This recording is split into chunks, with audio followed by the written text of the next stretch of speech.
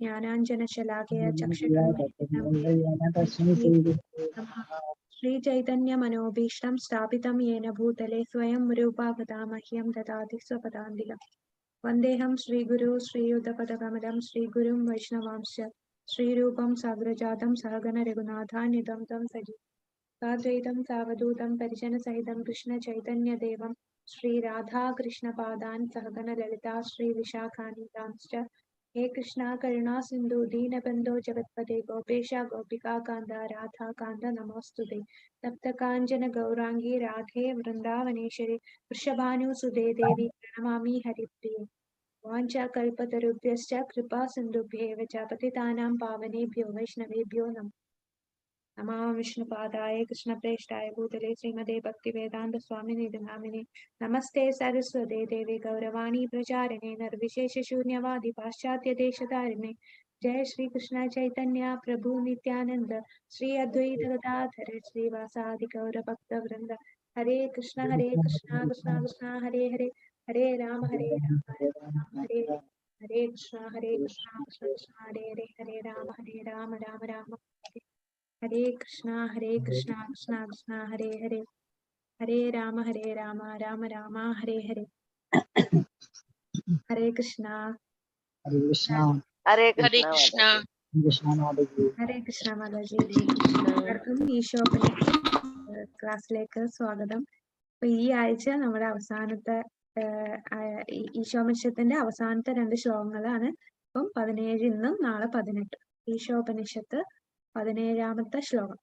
കഴിഞ്ഞ ക്ലാസ്സിൽ നമ്മൾ പറഞ്ഞു 15, 16, 17, 18 ഇത് പ്രാർത്ഥനയാണ്. അപ്പൊ ഈ പ്രാർത്ഥനയില് കഴിഞ്ഞ 2 ശ്ലോകങ്ങളിൽ എന്താണ് നമ്മൾ മനസ്സിലാക്കിയത്? ആ ഭഗവാന്റെ ആ രൂപം കാണണം എന്ന് അപേക്ഷിക്കുകയാണ്. ആ ഒരു ഭക്തൻ ഭഗവാന്റെ അടുത്ത് ചോദിക്കുകയാണ്. അപ്പൊ ഈ 17, 18 എന്ന് പറയുമ്പോൾ മരണസമയത്ത് ആ ഭഗവാനോടുള്ള പ്രാർത്ഥനയാണ് ഇവിടെ പ്രാർത്ഥിക്കുന്നത്. അപ്പം ശ്രീ രാധാ ഗോവിന്ദ് എല്ലാ നമസ്കാരം കൊടുക്കുന്നു.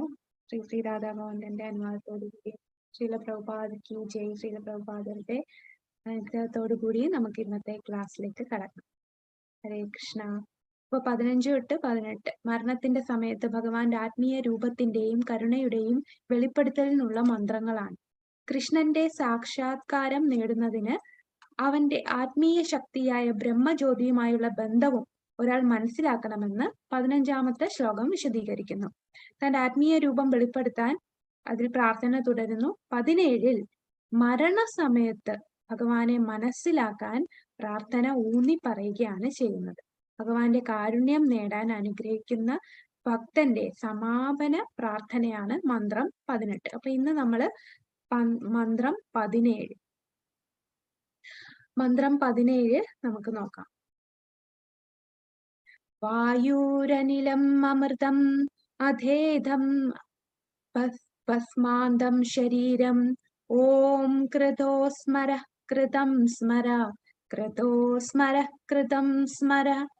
വായൂരനിലം സമൃതം മധേദം ഭസ്മാന്തം ശരീരം ഓം കൃതോ സ്മര കൃതം സ്മര കൃതോ സ്മര കൃതം സ്മര. വായൂരനിലം അമൃതം മധേദം ഭസ്മാന്തം ശരീരം ഓം കൃതോ സ്മര കൃതം സ്മര കൃതോ സ്മര കൃതം സ്മര. ഹരേ കൃഷ്ണ. അപ്പൊ ശ്ലോകം എല്ലാവർക്കും ചൊല്ലാം. നമുക്ക് ഈ ശ്ലോകം ഒന്ന് ചൊല്ലാം. ഹരേ കൃഷ്ണ. അൺമ്യൂട്ട് ചെയ്ത് ചൊല്ലിക്കോളൂ. हरे कृष्ण. वायुरनिलम् अमृतम् एतं भस्मान्तं शरीरम् ओम कृतो स्मर वायुरनिलम् भस्मान्तं शरीरम् ओम कृतो मदीदं शरीरं कृतो स्मर वायुरनिलममृतं मधेदं शरीरम् ओम कृतो वायुरनिलम् अमृतं मदीदं भस्मान्तं कृतो स्मर कृतो स्मर कृतं स्मर कृतो स्मर कृतं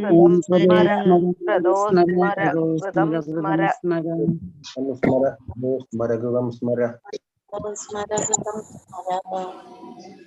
ഹരേ കൃഷ്ണ. വായുരംഗം അമൃതേ ഹരേ കൃഷ്ണ. വായുരനിലം ഹരേ അമൃതം. കൃഷ്ണ. ഹരേ കൃഷ്ണ. ഹരേ കൃഷ്ണ മാതാജി. ഹരേ കൃഷ്ണ. വായുരനിലം അമൃതം അതേതം ഭസ്മാന്തം ശരീരം ഓം സ്മര കൃതം കൃതം അപ്പൊ ഇവിടെ അധേദം എന്ന് പറയുന്നത് നമ്മളെ മലയാളത്തിൽ ഇങ്ങനെ കൂട്ടി എഴുതുമ്പോൾ വരുന്നതാണ്. ശരിക്കും അധേദം എന്നാണ്. അധേദം.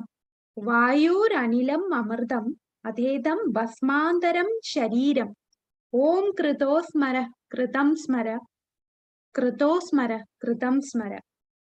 അപ്പൊ ഇവിടെ പറയുന്നത് വായു. വായു എന്ന് പറയുന്നത് നമ്മളെ ജീവശ്വാസം. ജീവശ്വാസം. അനിലം. അനിലം എന്ന് പറഞ്ഞാൽ ഈ വായുവിൽ നമ്മളുടെ ഈ അന്തരീക്ഷത്തിലുള്ള ആ വായുവായിട്ട് ചേരുന്നു നമ്മളുടെ ജീവശ്വാസം. അമൃതം ഒരിക്കലും നശിപ്പിക്കാൻ സാധിക്കാത്തതാണ്. എന്ത്? നമ്മുടെ ആത്മാവിനെ ഒരിക്കലും നശിപ്പിക്കാൻ സാധിക്കാത്തതാണ്. അധേദം അധ ഇതം, അതാണ് അധേദം. അധ ഇപ്പോൾ, അതാണ് അധേദം. ഭസ്മാന്തരം ശരീരം, ഈ ശരീരം ഭസ്മമായി പോകുന്നു. ശരീരം ഭസ്മമായി പോകുന്നു. ആ സമയത്ത് പ്രാർത്ഥിക്കുകയാണ്, ഓം ഭഗവാനെ ക്രതോ. ക്രതോ എന്ന് പറഞ്ഞാൽ എല്ലാ യജ്ഞങ്ങളിലും ആസ്വാദകനായ ഭഗവാനോട് പ്രാർത്ഥിക്കുന്നു. സ്മര. സ്മര എന്ന് പറഞ്ഞാൽ എന്തായിരിക്കും? നമ്മള് മലയാളം വാക്ക് തന്നെ, സ്മരിക്കുക, ഓർക്കുക, ഓർക്കുക, സ്മരണം, നമ്മൾ ഓർക്കുക. അപ്പൊ ഇവിടെ ഭഗവാനോട് പ്രാർത്ഥിക്കുകയാണ്. സ്മര കൃതം സ്മര. സ്മര ഓർക്കണേ ഭഗവാനെ.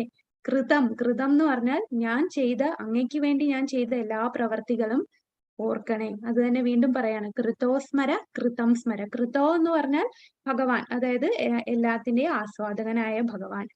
ആ ഭഗവാനെ ഓർക്കണേ. എന്താണ് ഓർക്കേണ്ടത്?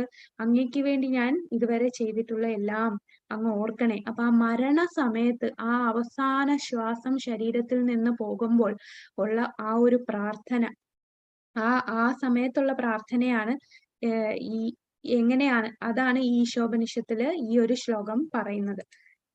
ഈ ശരീരം ഭസ്മമായി തീരട്ടെ, എന്റെ പ്രാണവായു പ്രപഞ്ചവ്യാപിയായ വായുവിൽ അലിഞ്ഞു ചേരട്ടെ. അതാണ് ആദ്യത്തെ 2 ലൈൻ.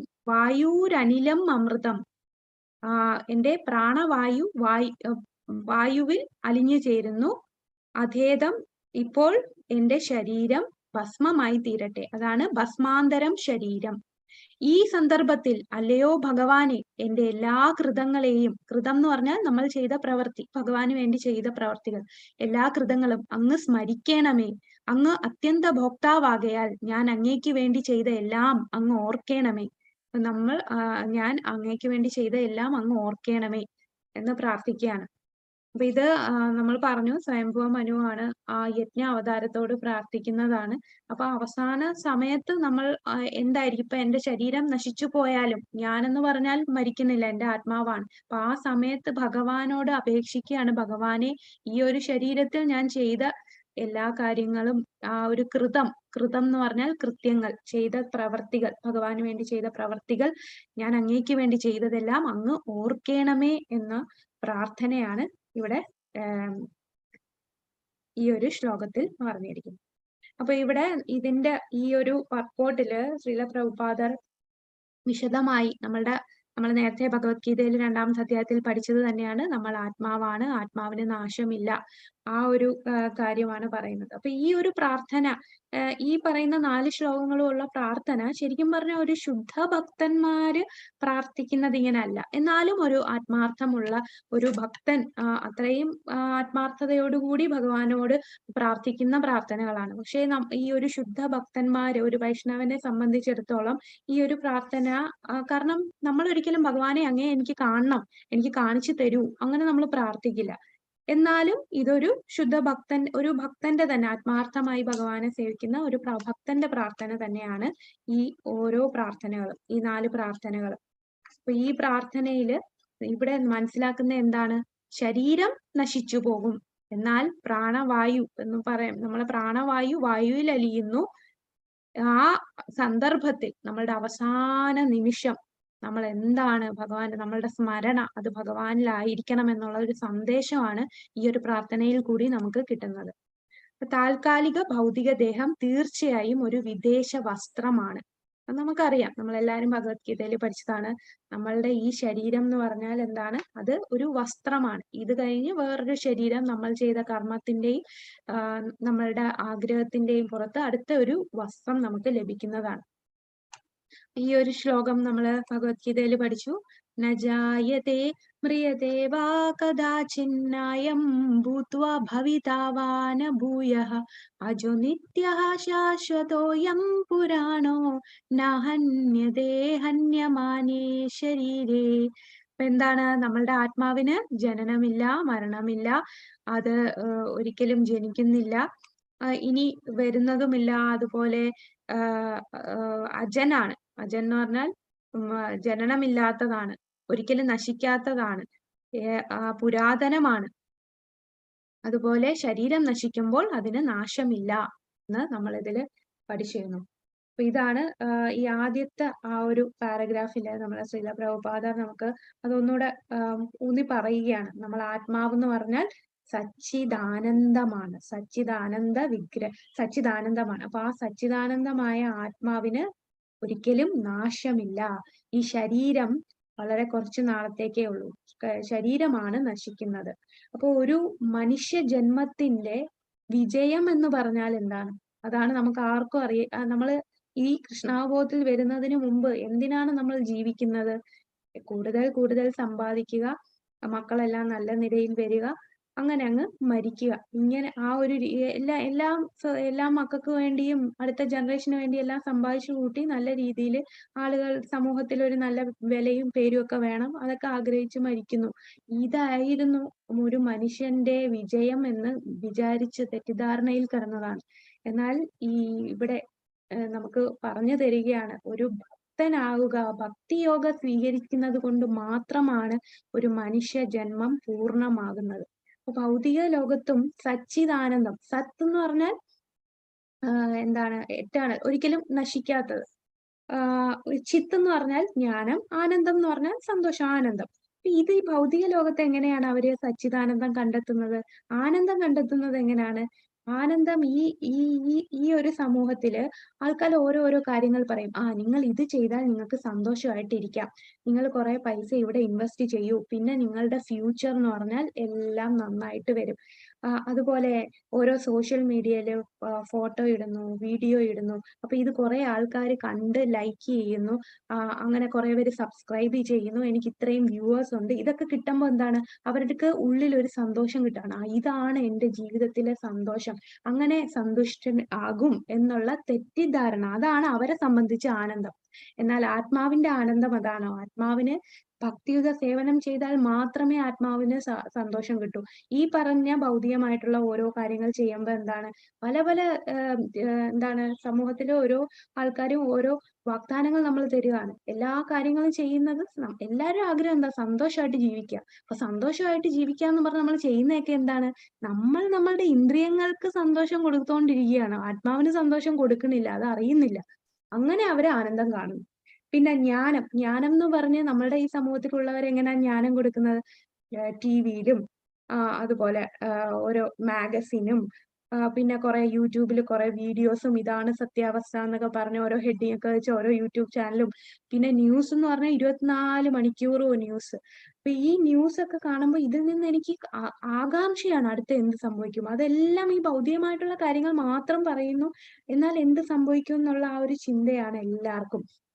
അതുപോലെ നമുക്ക് ഈ ന്യൂസിൽ തന്നെ എന്താ ആളുകൾക്ക് ഇൻട്രസ്റ്റ് എന്താണ്? എന്തെങ്കിലും ഒരു ദോഷമായിട്ടുള്ള ഒരു ന്യൂസ് ആയിരിക്കും, കാരണം അത് തന്നെ വീണ്ടും ഇട്ടുകൊണ്ടിരിക്കുമല്ലേ, രാവിലെ തൊട്ട് രാത്രി വരെ സെയിം ന്യൂസ് തന്നെയാണ്, പക്ഷെ അത് തന്നെ വീണ്ടും കാണാനുള്ള ആകാംക്ഷ വരുന്നു. അപ്പൊ ആളുകൾ പറയുന്ന എന്താണ്? നമ്മൾ പേപ്പർ വായിക്കണം, രാവിലെ എണീറ്റാൽ തന്നെ പേപ്പർ വായിക്കണം അല്ലെ? നമ്മള് കൊച്ചിലെ തന്നെ ഇങ്ങനെയാണ് നമ്മൾ പഠിച്ചു വന്നത്, എന്നാലേ ജ്ഞാനം കിട്ടൂ. പക്ഷെ പിന്നെ ഇതിൽ വന്നപ്പോഴാണ് മനസ്സിലായി ഈ ജ്ഞാനം എല്ലാം വെറും എന്താണ്? ഒരു വളരെ കുറച്ചു നേരത്തേക്ക്. ശരിക്കും ആ ജ്ഞാനം എന്ന് പറഞ്ഞാൽ ആവശ്യമില്ല, ഒത്തിരി എന്താണ് കാര്യങ്ങൾ നമ്മൾ ഇതെല്ലാം ഓരോ GK അറിയണം എന്നൊന്നുമില്ല. ഭക്തിയിലേക്ക് ഉയരാൻ ഇതിന്റെ ഒന്നും ആവശ്യമില്ല. അതൊക്കെ നമുക്ക് എവിടെയെങ്കിലും ജോലി കിട്ടാനോ അങ്ങനെയൊക്കെ ഉള്ള കാര്യങ്ങൾക്ക് നമുക്ക് ആവശ്യം വരും. നമ്മൾ ജോലി ചെയ്യുന്നത് തന്നെ എന്താണ്, നമുക്ക് ഒന്ന് സെറ്റിൽ ആവാൻ. കാരണം ഈ ഭൗതിക ലോകത്ത് ജീവിക്കണമെന്നുണ്ടെങ്കിൽ നമുക്ക് കുറച്ച് കാര്യങ്ങൾ വേണം, എന്നാലേ നമുക്ക് ജീവിക്കാൻ പറ്റൂ. അതിനു വേണ്ടി സമ്പാദിക്കുക. അതിനുശേഷം അതിന്റെ കൂടെ തന്നെ നമ്മൾ ഭക്തിയിൽ ഉയരാൻ നോക്കുക. ഓരോ കാര്യങ്ങൾ ചെയ്യുമ്പോഴും ഇതെനിക്ക് ഭക്തിയിൽ ഉതകുന്നതാണോ, ഈ കാര്യം ചെയ്താൽ എനിക്ക് ഭക്തിയിൽ മുന്നോട്ട് പോകാൻ സാധിക്കുമോ എന്ന് ചിന്തിച്ച് നമ്മൾ കാര്യങ്ങൾ ചെയ്യണം. പക്ഷേ ഇവിടെ ഉള്ള എല്ലാവരും എന്താണ്, അതൊന്നും അറിയാതെ അവരവരുടെ ഇന്ദ്രിയങ്ങളെ പ്രീതിപ്പെടുത്തിക്കൊണ്ടാണ് ജീവിക്കുന്നത്. അവർ മനസ്സിലാക്കുന്നില്ല. എല്ലാരും കാണുന്നുണ്ട്, എത്ര മരണങ്ങൾ കൺമുൻപിൽ കാണുന്നുണ്ട്. പക്ഷേ നാളെ നമുക്കും മരണം വരുമെന്ന് അറിയാമെങ്കിൽ പോലും മായയിൽ അടിപ്പെട്ട് അതെല്ലാം മറന്ന് ആ ഒരു മനുഷ്യ ജന്മത്തെ നശിപ്പിച്ചു കൊണ്ടുപോവുകയാണ്. അവർക്ക് അറിയില്ല ഈ ഒരു ജന്മം എന്തിനാണ് എന്നുള്ള രീതിയിൽ പോവുകയാണ്. അപ്പൊ അറിയില്ല എന്ന് പറയുന്ന ഒരു എക്സ്ക്യൂസ് അല്ല. അത് നമ്മള് ഈശോപനിഷത്തിലെ മുമ്പത്തെ ആദ്യത്തെ ആ മന്ത്രങ്ങളിലൊക്കെ കണ്ടു. എനിക്ക് അറിഞ്ഞുകൂടായിരുന്നു, അതുകൊണ്ടാണ് ഇങ്ങനെ. അതൊരു എക്സ്ക്യൂസ് അല്ല. നമ്മൾ പറഞ്ഞില്ലേ, ഇപ്പൊ ലൈസൻസ് എടുത്തതിന് ശേഷം ഒരാൾ പറയുന്നു എനിക്ക് അത് അറിഞ്ഞുകൂടാ, ഈ റോഡിൽ കൂടെ പൊയ്ക്കൂടായിരുന്നു എന്ന് പറഞ്ഞ് നമുക്ക് അതിന് എക്സംഷൻ കിട്ടില്ലല്ലോ, എന്തായാലും ഫൈൻ അടയ്ക്കേണ്ടി വരും. അതേപോലെ ഈ മനുഷ്യ ശരീരം കിട്ടിയിട്ട് ഈ മനുഷ്യ ശരീരം ഇതിനാണിത് ഉപയോഗിക്കേണ്ടെന്ന് എനിക്ക് അറിഞ്ഞുകൂടായിരുന്നു എന്ന് പറഞ്ഞാലും അതും ഒരു റീസൺ ആയിട്ട് നമുക്ക് പറയാൻ സാധിക്കില്ല. അപ്പൊ നമുക്ക് ഈ ഒരു ശരീരം കിട്ടുക എന്ന് പറഞ്ഞാൽ എന്താണ്, നമ്മളുടെ അവസാന ആഗ്രഹവും അതുപോലെ നമ്മൾ ചെയ്ത കർമ്മവും അനുസരിച്ച് നമുക്ക് കിട്ടുന്നു. മനുഷ്യ ശരീരവും അതുപോലെ ഒരു മൃഗത്തിന്റെ ശരീരവും തമ്മിൽ വ്യത്യാസം എന്താണ്? കർമ്മഫലം മനുഷ്യർക്ക് മാത്രമേ കർമ്മഫലം ഉള്ളൂ, മൃഗങ്ങൾക്ക് കർമ്മഫലമില്ല. അതെ, മൃഗങ്ങൾ അടുത്ത ശരീരം കിട്ടുന്നത് എങ്ങനെയാണ് അവർക്ക്? ഇപ്പൊ ഒരു പൂച്ചയാണെന്നുണ്ടെങ്കിൽ അതിന് അടുത്ത ശരീരം കിട്ടുന്നത് എന്തനുസരിച്ചായിരിക്കും? അവരെന്താ ചെയ്യുന്ന കർമ്മത്തിന്? അറിയില്ല മാതാജി. അതെന്ന് പറഞ്ഞാൽ നമ്മൾ പറഞ്ഞില്ലേ 84 ലക്ഷം ജീവജാലങ്ങൾ ഉണ്ടെന്ന്. അപ്പൊ ആ ഒരു എവല്യൂഷൻ അനുസരിച്ച്, അതായത്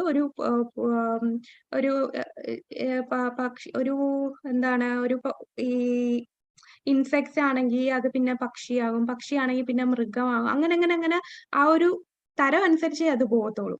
ഒരു പൂച്ചയാണെന്നുണ്ടെങ്കിൽ അതിന് വേറൊരു മൃഗത്തിന്റെയോ അല്ലെ അങ്ങനെ വരത്തുള്ളൂ. അതിനൊരു കറക്റ്റ് കണക്കുണ്ട്, ആ കണക്കനുസരിച്ചേ വരും. പക്ഷെ മനുഷ്യന് മാത്രമേ ചോയ്സ് ഉള്ളൂ. എനിക്ക് ഏത് ശരീരം അടുത്തത് ലഭിക്കാമെന്നുള്ളത് നമ്മളുടെ ആഗ്രഹം അനുസരിച്ചും നമ്മൾ ചെയ്ത കർമ്മം അനുസരിച്ചും വരും. മൃഗത്തിന് ആ ഒരു ഇത് വരുന്നില്ല. ആ 84 ലക്ഷം ജീവജാലങ്ങളില് നമ്മൾ കണ്ടിട്ടില്ലേ, കുറെ ലക്ഷം ജീവജാലങ്ങൾ വെള്ളത്തിലാണ്, പിന്നെ കുറച്ച് മരങ്ങളായിട്ട് വരും, പിന്നെ കുറെ നാൾ മരമായിട്ട് കഴിഞ്ഞിട്ട് അത് ചിലപ്പോൾ ചെറിയ പുഴുക്കളായിരിക്കും. പുഴുക്കളിൽ നിന്ന് കുറച്ചുകൂടെ വലിയ എന്തെങ്കിലും ഒരു ഇൻസെക്റ്റ് ആവും, അതിൽ നിന്ന് പിന്നെ ഒരു പക്ഷി വല്ലതും ആവും, പക്ഷിയിൽ നിന്ന് പിന്നെ അത് മൃഗമാവും. അങ്ങനെ മൃഗത്തിൽ തന്നെ പല ഇനം മൃഗങ്ങളുണ്ട്. അതിൽ സത്വഗുണത്തിലുള്ള ഒരു മൃഗമായതിനു ശേഷമേ അതിന് മനുഷ്യനായിട്ട് വരാൻ സാധിക്കുകയുള്ളൂ. അല്ലാതെ ഡയറക്റ്റ് ആയിട്ട് അതിന് മനുഷ്യനായിട്ട് വരാനുള്ള ചോയ്സ് ഇല്ല. പക്ഷെ മനുഷ്യ ജന്മം എടുത്തു കഴിഞ്ഞാൽ എനിക്ക് മനുഷ്യ ജന്മം കിട്ടിയല്ലോ, ഇനിയിപ്പോ എനിക്ക് കുഴപ്പമില്ല, ഞാൻ ഇനി മുകളിലോട്ടേ പോകും. അങ്ങനെയല്ല. മനുഷ്യനായാൽ ആ പ്രവൃത്തി അനുസരിച്ച് നമുക്ക് താഴോട്ടും പോകാം, മുകളിലോട്ടും പോകാം. മുകളിലോട്ടെന്ന് പറഞ്ഞാൽ ചിലപ്പം സ്വർഗ്ഗലോകത്ത് ഉപരിലോകത്ത് പോവാം. അല്ല, ഞാൻ വളരെ മൃഗങ്ങളെ പോലത്തെ സ്വഭാവമാണ് എനിക്ക് ഉണ്ടായിരുന്നതെന്നുണ്ടെങ്കിൽ അത് വേണമെങ്കിൽ അടുത്ത ജന്മം മൃഗവുമാകാം. അതാണ് മനുഷ്യ ജന്മത്തിന്റെ ആ ഒരു ഇത്. അപ്പൊ ഈ ഉള്ള 84 ലക്ഷം ജീവജാലങ്ങളിലെ ഏറ്റവും ഉയരത്തിൽ നിൽക്കുന്നത് മനുഷ്യ ജന്മമാണ്. അപ്പൊ ആ മനുഷ്യ ജന്മം എന്തിനു ഉപയോഗിക്കണം? ആ മനുഷ്യ ജന്മത്തിന് മാത്രമേ ആധ്യാത്മികമായ കാര്യങ്ങൾ ചെയ്യാൻ പറ്റൂ. മറ്റൊരു ശരീരത്തിൽ ഇരുന്നും നമുക്ക് ഇത് ചെയ്യാൻ പറ്റില്ല. നമുക്ക് നാമം ജപിക്കാൻ പറ്റില്ല. ഇതേപോലെ ഭഗവത്ഗീത എന്താന്ന് മനസ്സിലാക്കാനുള്ള ആ ബുദ്ധി മനുഷ്യ ജന്മത്തിന് മാത്രമേ കൊടുത്തിട്ടുള്ളൂ. ആ ജന്മത്തിൽ മാത്രമേ നമുക്ക് ഭഗവത് ധാമത്തിൽ എത്താൻ സാധിക്കുകയുള്ളൂ. അത്രയും റെയറായിട്ട് കിട്ടിയ ഒരു അവസരമാണ്. നമ്മളൊക്കെ അത്രയും ഭാഗ്യം ചെയ്ത് നമുക്ക് ഇത്രയും ഈ ഒരു ശരീരം കിട്ടിയിട്ട് ആ ശരീരത്തെ എന്ത് ചെയ്യുന്നു? അത് ഭഗവാനെ അറിഞ്ഞ് ജീവിക്കാതെ അതിനെ നശിപ്പിക്കുകയാണ്. അല്ലാതെ ഈ ഭൗതികമായിട്ട് ഉള്ള കാര്യങ്ങളിൽ പോയാൽ നമ്മൾ ചെയ്യുന്നത്. ഇപ്പൊ ഈ ശ്ലോകത്തിൽ എന്താണ് പറയുന്നത്? ഈ ശരീരം എന്ന് പറഞ്ഞാൽ അത് നശിക്കും, അല്ലേ? അത് ഭസ്മാത് ഇവിടെ പറയുന്നുണ്ടല്ലോ, ഭസ്മാന്തം ശരീരം, ഭസ്മമാകുന്നതാണ് ഈ ശരീരം. ഈ ശരീരത്തെ മാത്രം നോക്കി ജീവിച്ചതെന്ന് പറഞ്ഞാൽ നമ്മളത് നശിപ്പിക്കുകയാണ് ചെയ്യുന്നത്. അത് എന്തായാലും നശിക്കാനുള്ളതാണ്. അതിനെ തന്നെ ഇങ്ങനെ ഒരുക്കി ഒരുക്കി നമ്മൾ കൊണ്ട് നടക്കുന്നു. ആത്മാവിനെ നോക്കാതെ പോയാൽ നമ്മളുടെ ജീവിതം തന്നെ നമ്മൾ വേസ്റ്റ് ചെയ്യുകയാണ് ചെയ്യുന്നത്. അപ്പൊ എന്തുകൊണ്ടാണ് ഈ ശരീരത്തിനെ കത്തിക്കുന്നത്? മരിച്ചു കഴിഞ്ഞാൽ പ്രത്യേകിച്ച് നമ്മൾ ഹിന്ദുക്കളെല്ലാരും നമ്മള് ശരീരം കത്തിക്കും. അതിന്റെ ഇമ്പോർട്ടൻസ് എന്താണെന്നറിയോ? എന്തിനാണ് ശരീരം നമ്മൾ കത്തിക്കുക? ശരീരത്തിനോട് അറ്റാച്ച്മെന്റ് ഉണ്ടാവും. ഒരു ആത്മാവ് ശരീരത്തിന് ഉള്ളിൽ നിന്ന് പുറത്തിറങ്ങിയ തിരിച്ച് അതിലേക്ക് തന്നെ പോകണം. എനിക്ക് ജീവിച്ചു തീർന്നില്ല. അതെ അതെ അതെ. വേറെ പോയിന്റ്സ് പറയാനുണ്ടോ മാതാജി? പഞ്ചഭൂതങ്ങളിൽ ലയിക്കണം. പഞ്ചഭൂതങ്ങൾ ലയിക്കണം. ഓക്കെ. അപ്പം നമ്മള് ഈ ശരീരത്തിനെ കത്തിക്കുന്നെന്ന് പറഞ്ഞാൽ നമ്മളുടെ ശരീരം, നമുക്കറിയാം 2 ശരീരം ഉണ്ടല്ലോ, ഈ സ്ഥൂല ശരീരവും സൂക്ഷ്മ ശരീരവും. ഈ സൂക്ഷ്മ ശരീരമായ മനസ്സ്, ബുദ്ധി, മിഥ്യാഹങ്കാരം, ഈ സംഭവങ്ങൾക്ക് ഇത്രയും നാളും ഈ സ്ഥൂല ശരീരത്തിൽ ഇരുന്നിരുന്ന് ആ ശരീരത്തിനോട് അറ്റാച്ച്മെന്റ് വരും. നേരത്തെ പറഞ്ഞ പോലെ, മാതാജി പറഞ്ഞ പോലെ, ആ അറ്റാച്ച്മെന്റ് കാരണം അതിന് വീണ്ടും, കാരണം അതിന് ആസ്വദിക്കണമെങ്കിൽ ഒരു സ്ഥൂല ശരീരം ഉണ്ടെങ്കിലേ അതിന് എന്തെങ്കിലും ചെയ്യാൻ പറ്റൂ. സൂക്ഷ്മ ശരീരത്തിന് സ്ഥൂല ശരീരം ഉണ്ടെങ്കിലേ അതിനെ ആസ്വദിക്കാൻ കഴിയും. അപ്പൊ എനിക്ക് ഈ ശരീരം വിട്ടു പോകാൻ വയ്യ, എനിക്ക് ഈ ശരീരം വേണം എന്നുള്ള ആ തോന്നല് ആ സൂക്ഷ്മ ശരീരത്തിനുണ്ട്. അപ്പോ എന്താണ്, അതായത് ഒരു കൊച്ചുകുട്ടിക്ക് ഒരു കളിപ്പാട്ടം കൊടുത്തിട്ട് കുറച്ച് കഴിഞ്ഞ് നമ്മൾ അത് വാങ്ങിക്കുവാണെന്നുണ്ടെങ്കിൽ അത് കിടന്ന് കരയും. കാരണം അത് ചിന്തിക്കുന്ന എന്താണ്, ഈ കളിപ്പാട്ടമാണ് എന്റെ സന്തോഷം, എനിക്ക് ഈ സന്തോഷം നഷ്ടപ്പെടുത്താൻ വയ്യ, എനിക്ക് ഈ സന്തോഷം വേണം. ആ ചിന്തയോടുകൂടിയാണ് ആ കുട്ടി ഇരിക്കുന്നത്. അതുപോലാണ് നമ്മളുടെ സൂക്ഷ്മ ശരീരത്തിന് ഈ ശരീരമാണ് എന്റെ സന്തോഷം, അതുകൊണ്ട് എനിക്കിത് നഷ്ടപ്പെടാൻ വയ്യ. അങ്ങനെ ഉള്ള ആ ഒരു ചിന്ത ആ അറ്റാച്ച്മെന്റ് കളയാനായിട്ടാണ് നമ്മൾ ശരീരം ഇങ്ങനെ കത്തിക്കുന്നത്. കത്തിച്ചു കഴിയുമ്പോൾ ആ ശരീരം നഷ്ടപ്പെട്ടു, ഇനിയിപ്പോ ഒരു രക്ഷയില്ല. അടുത്ത ശരീരം, അടുത്ത തരത്തിലോട്ട് ഈ നമ്മുടെ ആത്മാവിന് പോയാൽ പറ്റും. ആത്മാവ് എന്ന് പറഞ്ഞാൽ ഈ സൂക്ഷ്മ ശരീരം കൂടെ ചേർന്നാണ് നമ്മൾ ആത്മാവ് ഇറങ്ങുന്നത്. അപ്പൊ ഞാൻ ഈ ശരീരമാണ് എന്നുള്ള തോന്നൽ കൊണ്ടാണ് അങ്ങനെ ചെയ്യുന്നത്. പക്ഷെ നമ്മൾ കണ്ടിട്ടില്ലേ, വലിയ വലിയ ചില ആചാര്യന്മാര് അവരെയൊന്നും ഇങ്ങനെ കത്തിക്കില്ല. ഇങ്ങനെ പൂവിട്ട് ഭസ്മം ഇട്ടൊക്കെ ആയിരിക്കും ശരീരത്തെ ഇങ്ങനെ ഈ അവസാന ഈ ക്രിയകളൊക്കെ ചെയ്യുന്നത്. കാരണം അവർക്ക് ഞാൻ ശരീരമല്ല എന്നുള്ള ബോധമുണ്ട്. ഈ ശരീരത്തിൽ അറ്റാച്ച്മെന്റ് ഇല്ല. അറ്റാച്ച്മെന്റ് ഉള്ളത് കൊണ്ടാണ് നമ്മൾ ശരീരം കത്തിക്കുന്നത്. പിന്നെ കൂടാതെ ഈ അഗ്നി എന്ന് പറഞ്ഞാൽ നമ്മളെ ശുദ്ധീകരിക്കുന്നതാണ്. അഗ്നി സാക്ഷിയായിട്ട് ഓരോന്ന് ചെയ്യുന്നെന്ന് പറയില്ല. അപ്പൊ അഗ്നിക്ക് സാക്ഷിയൊക്കെയാണ്. അപ്പൊ നമ്മൾ നമ്മുടെ ശരീരത്തെ അഗ്നിയിൽ കൊടുത്ത് നമ്മൾ ആ ഒരു യജ്ഞം ചെയ്യുകയാണ്. അപ്പൊ അതും നമ്മളുടെ കർമ്മങ്ങളൊക്കെ കുറെ പ്യൂരിഫൈ ചെയ്യാനായിട്ടും അതിനെ സഹായിക്കും. പിന്നെ നമ്മളെ പഠിപ്പിക്കുകയാണ്, ഈ ശരീരം ഇതുപോലെ നാളെ ഞാനും എന്റെ ശരീരവും ഇതുപോലെ കത്താനുള്ളതാണ്, ഇതെല്ലാം വെറുതെ കുറച്ച് നാളത്തേക്കേ ഉള്ളൂ എന്നുള്ള ഒരു പാഠവും തരുവാണ്. പക്ഷെ ആൾക്കാർ പറയാറില്ലേ, മരിച്ചു കഴിയുമ്പോ ഇനി സമാധാനമായി, കുറെ കഷ്ടപ്പെട്ടില്ലേ, ഇനിയിപ്പം ഉറങ്ങട്ടെ, റെസ്റ്റ് ഇൻ പീസ് എന്നൊക്കെയാണ് പറയുന്നത്. മറ്റ് മതസ്ഥരൊക്കെ പറയും റെസ്റ്റ് ഇൻ പീസ് എന്ന് പറയും. ശരിക്കും അതൊന്ന് അവിടെ പീസിലാണോ? ആ ശരീരം അത് വേറെ, ശരീരം വേറെ, ആത്മാവ് വേറെ, അത് മനസ്സിലാക്കുന്നില്ല. അങ്ങനെ ആ ആത്മാവിന് ആ ശരീരത്തിനോടുള്ള അറ്റാച്ച്മെന്റ് മാറ്റാൻ വേണ്ടിയാണ് നമ്മൾ ഇത് കത്തിക്കുന്നത്. കൂടാതെ ഇത് നമുക്ക് ഓരോ പാഠമാണ്. ഈ ശരീരം മറ്റുള്ളവർക്കെല്ലാം ഇത് എന്റെ ശരീരവും നശിക്കാനുള്ളതാണ്. ഒരുപാട് നമുക്ക് ഓരോ പാഠങ്ങൾ തരും. പക്ഷെ ആൾക്കാരത് മനസ്സിലാക്കാതിരിക്കുക. കൺമുമ്പിൽ എത്ര മരണം വന്നാലും അവരത് മനസ്സിലാക്കുന്നില്ല. ശ്രീല പ്രഭുപാദർ എന്തെല്ലാം കാര്യങ്ങളാണ് ചെയ്തത്. തന്റെ അവസാന ആ മരണക്കിടക്കയിൽ കിടക്കുമ്പോൾ തന്നെ അദ്ദേഹം ഒരുപാട് ഇൻസ്ട്രക്ഷൻസ് തന്റെ ഡിവോട്ടീസിന് കൊടുക്കുന്നുണ്ടായിരുന്നു. അതുപോലെ അദ്ദേഹം പറയുമായിരുന്നു, നിങ്ങൾ ഒരിക്കലും ചിന്തിക്കല്ലേ നിങ്ങൾക്ക് ഇതൊന്നും വരില്ല എന്ന്. എല്ലാവർക്കും ഇത് സംഭവിക്കും, എല്ലാവർക്കും മരണമുണ്ട്. അപ്പൊ ഒരു ഭക്തന്റെ ആഗ്രഹം എന്ന് പറഞ്ഞാൽ ഒരുപാട് ജീവിതം ജീവിക്കണം എന്നുള്ളതല്ല, ഭഗവാന് സേവനം ചെയ്യുക. എത്ര ജീവിതമാണെങ്കിലും അത്രയും നാൾ എനിക്ക് ഭഗവാന് സേവനം ചെയ്യുക. ഈ ജന്മം എനിക്ക് കംപ്ലീറ്റ് ചെയ്യാൻ പറ്റിയില്ല, അടുത്ത ജന്മമെങ്കിലും എനിക്ക് ചെയ്യാൻ സാധിക്കണേ എന്നുള്ള പ്രാർത്ഥനയാണ് ഒരു ഭക്തനുള്ളത്. അപ്പൊ ശരിക്കും ഒരു റിയൽ ആയിട്ടുള്ള ഒരു സ്റ്റോറിയാണ്. കഴിഞ്ഞ ഒരു കുറച്ച് നാളുകളെ ആയിട്ടുള്ളൂ. ഒരു ഇസ്കോണിലുള്ള ഒരു മാതാജി, ആ മാതാജിക്ക് 3 മക്കളുണ്ടായിരുന്നു. അപ്പൊ 3 മക്കളും ബ്രഹ്മചര്യം സ്വീകരിച്ചു. പക്ഷെ ആ മാതാജിക്ക് ഭയങ്കര ദേഷ്യമായിരുന്നു. കാരണം ഇസ്കോൺ എന്റെ മക്കളെ തട്ടിയെടുത്തു, പ്രഭുപാദരുടെ ഇതെല്ലാം എന്താ ഒരു ലഹരി പോലെയാണ്, അപ്പൊ ഈ ദൂരെ പഠിക്കാൻ പോകുമ്പോൾ ചില കുട്ടികളൊക്കെ ലഹരിക്ക് അടിമപ്പെടുമല്ലോ, അതുപോലെ എന്റെ മക്കൾ അതിലായിപ്പോയി എന്ന് ദേഷ്യമായിരുന്നു. പക്ഷെ ആ മാതാജിക്ക് ക്യാൻസർ ഒക്കെ വന്നു. അപ്പൊ ക്യാൻസർ എന്ന് പറയുമ്പോൾ ഭയങ്കര വേദനയായിരുന്നു, ശരീരത്തിന് സഹിക്കാൻ പറ്റുന്നില്ല, അത്രയ്ക്ക് വേദനയായിരുന്നു. എനിക്ക് മരിച്ചാ മതി, ഡോക്ടറിന്റെ അടുത്ത് ഇങ്ങനെ പറയും എന്തേലും മരുന്ന് തന്ന് എനിക്ക് ഇങ്ങനെ വേദന തിന്നാൻ വയ്യ, അത്രയും സ്റ്റേജ് ആയിരുന്നു. അപ്പൊ ആ മാതാജിക്ക് വയ്യാതായപ്പോ തന്നെ 3 മക്കളും വന്ന് നല്ല രീതിയിൽ ആ അമ്മേനെ നോക്കി, രാവും പകലും അമ്മേനെ നല്ല രീതിയിൽ നോക്കി. പിന്നീട് അവിടുന്ന് ഡിസ്ചാർജ് ആയി. കാരണം ഡോക്ടേഴ്സിന് ഇനിയൊന്നും പ്രത്യേകിച്ച് ചെയ്യാനില്ല. ഡിസ്ചാർജ് ചെയ്തു, കുറെ പെയിൻ കില്ലേഴ്സ് ഒക്കെ കൊടുത്തു.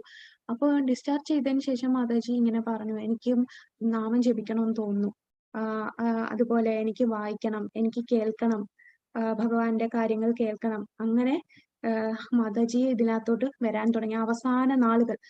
അത് ഡോക്ടർ പറഞ്ഞു ഇനി കുറച്ച് നാളത്തേക്കേ ഉള്ളൂ, ഇനിയുള്ള കാലം എങ്ങനെയാന്ന് നിങ്ങൾ നോക്കിക്കോളൂ, അവർക്ക് ചെയ്യാനൊന്നും ഇല്ലല്ലോ. അപ്പൊ ആ സമയത്ത് മാതാജിക്ക് ഇതെല്ലാം കേൾക്കാനും നാമം ജപിക്കാനും ഉള്ള തോന്നൽ വന്നു. എന്നിട്ട് പറയും, പ്രഭുപാദരാണ് ശരിക്കും എൻ്റെ മക്കളെ നല്ല രീതിയിലാണ് മുന്നോട്ട് പോയത്. കാരണം പ്രഭുപാദര് ട്രെയിൻ ചെയ്തത് കൊണ്ടാണ് എൻ്റെ മക്കളെല്ലാം നല്ല രീതിയിൽ വളർന്നത്. അവരെത്ര നല്ല രീതിയിലാണ് സേവനം ചെയ്യുന്നത്. അങ്ങനെ പിന്നെ ആ മാതാജി ഈ ടെമ്പിളിലോട്ട് പോയി അവിടെ നാമം ജപിക്കും, വായിക്കും, കേൾക്കുകയും എല്ലാം ചെയ്തിട്ട് അവിടെ വരുന്നവർക്കെല്ലാം ഭയങ്കര ഇൻസ്പിറേഷൻ ആയിരുന്നു. അവർക്കൊക്കെ പറഞ്ഞു കൊടുക്കും കൃഷ്ണാബോധത്തിൽ വരാനായിട്ടും. അങ്ങനെ കുറെ ആൾക്കാരെ കൃഷ്ണാബോധത്തിലോട്ട് കൊണ്ടുവരാൻ വന്നു. തന്റെ മക്കളെ കുറിച്ച് അത്രയും അഭിമാനമായിരുന്നു. അവര് ഈ ബ്രഹ്മചര്യം സ്വീകരിച്ചത് വളരെ നന്നായെന്ന് വരെ ആ മാതാജിക്ക് പിന്നെ തോന്നി. അപ്പൊ ശരിക്കും ക്യാൻസർ എന്ന് പറഞ്ഞാൽ ഒരു ശാപം തന്നെയാണ്. പക്ഷെ ആ മാതാജി പറയും, എനിക്ക് ഈ വന്ന അസുഖം എനിക്ക് ശാപമാണെങ്കിൽ ശാപമായിരിക്കും, പക്ഷേ അതെനിക്ക് ഏറ്റവും വലിയ അനുഗ്രഹമാണെന്ന് എനിക്കിപ്പോ തോന്നി. എനിക്കിപ്പോ ഭഗവാനെ എനിക്ക് മനസ്സിലാക്കാനും ഭഗവാനോടുള്ള ഭക്തി എനിക്ക് എന്താണെന്നും ഭക്തി ചെയ്യാനും എനിക്ക് സാധിച്ചു. ഈ ഒരു അസുഖം വന്നില്ലായിരുന്നെങ്കിൽ ഞാൻ ഒരിക്കലും ഇതിൽ വരില്ലായിരുന്നു. അപ്പൊ ഇതെനിക്കൊരു അനുഗ്രഹമാണ്. അങ്ങനെ ആ മാതാജി ദീക്ഷയൊക്കെ എടുത്തു. അങ്ങനെ അവസാന നാളുകളിൽ അങ്ങനെ ഒരുപാട് ഭക്തന്മാർക്ക് പ്രചോദനവും ഒത്തിരി ആ നാളുകളിലെല്ലാം മറ്റുള്ളവർക്ക് ആ ഒരു ഭഗവാനെ കുറിച്ചുള്ള ജ്ഞാനം പറഞ്ഞു കൊടുക്കാനും ആ മാതാജിക്ക് പറ്റി. അപ്പോ നമുക്ക് മരണം അത് എനിക്കിനി കുറെ നാളുണ്ടല്ലോ അങ്ങനെ നമുക്ക് പറയാൻ പറ്റില്ല. ഏത് നിമിഷവും എങ്ങനെ വേണേലും നമ്മളടുത്ത് വരും. അപ്പൊ ആ സമയത്ത് എന്ത് ചെയ്യാ? നമ്മൾ ഈ ഒരു ജീവിതം എന്ന് പറഞ്ഞാൽ എന്താ അതിനുള്ള പ്രിപ്പറേഷൻ ആണ്. നമ്മൾ കുറെ നാമം ജപിച്ചു എല്ലാം ചെയ്ത് അവസാന സമയം നമ്മൾ എന്ത് ചിന്തിക്കുന്നോ, ആ ശ്ലോകം ഉണ്ടല്ലോ, ഏതാണ് ആ ശ്ലോകം? നമ്മൾ 8ാമത്തെ അധ്യായത്തില് ശ്ലോകം നമ്മൾ അവസാനം ചിന്തിക്കുന്നത് എന്താണോ? ഹരേ കൃഷ്ണ. യം യം വാപി സ്മരൻ ഭാവം ത്യജത്യന്തേ കളേബരം തം തമേ വൈദികൗന്ദയ സദാ തൽഭാവഭാവിത. ഹരി ബോൾ. അതുപോലെ അതിന് മുമ്പൊരു ശ്ലോകമില്ലേ, അന്ധകാലേച്ച മാമേവ സ്മരൻ മുക്ത കളേബരം യാ പ്രയാതി സമൽഭാവം യാതി സംശയം.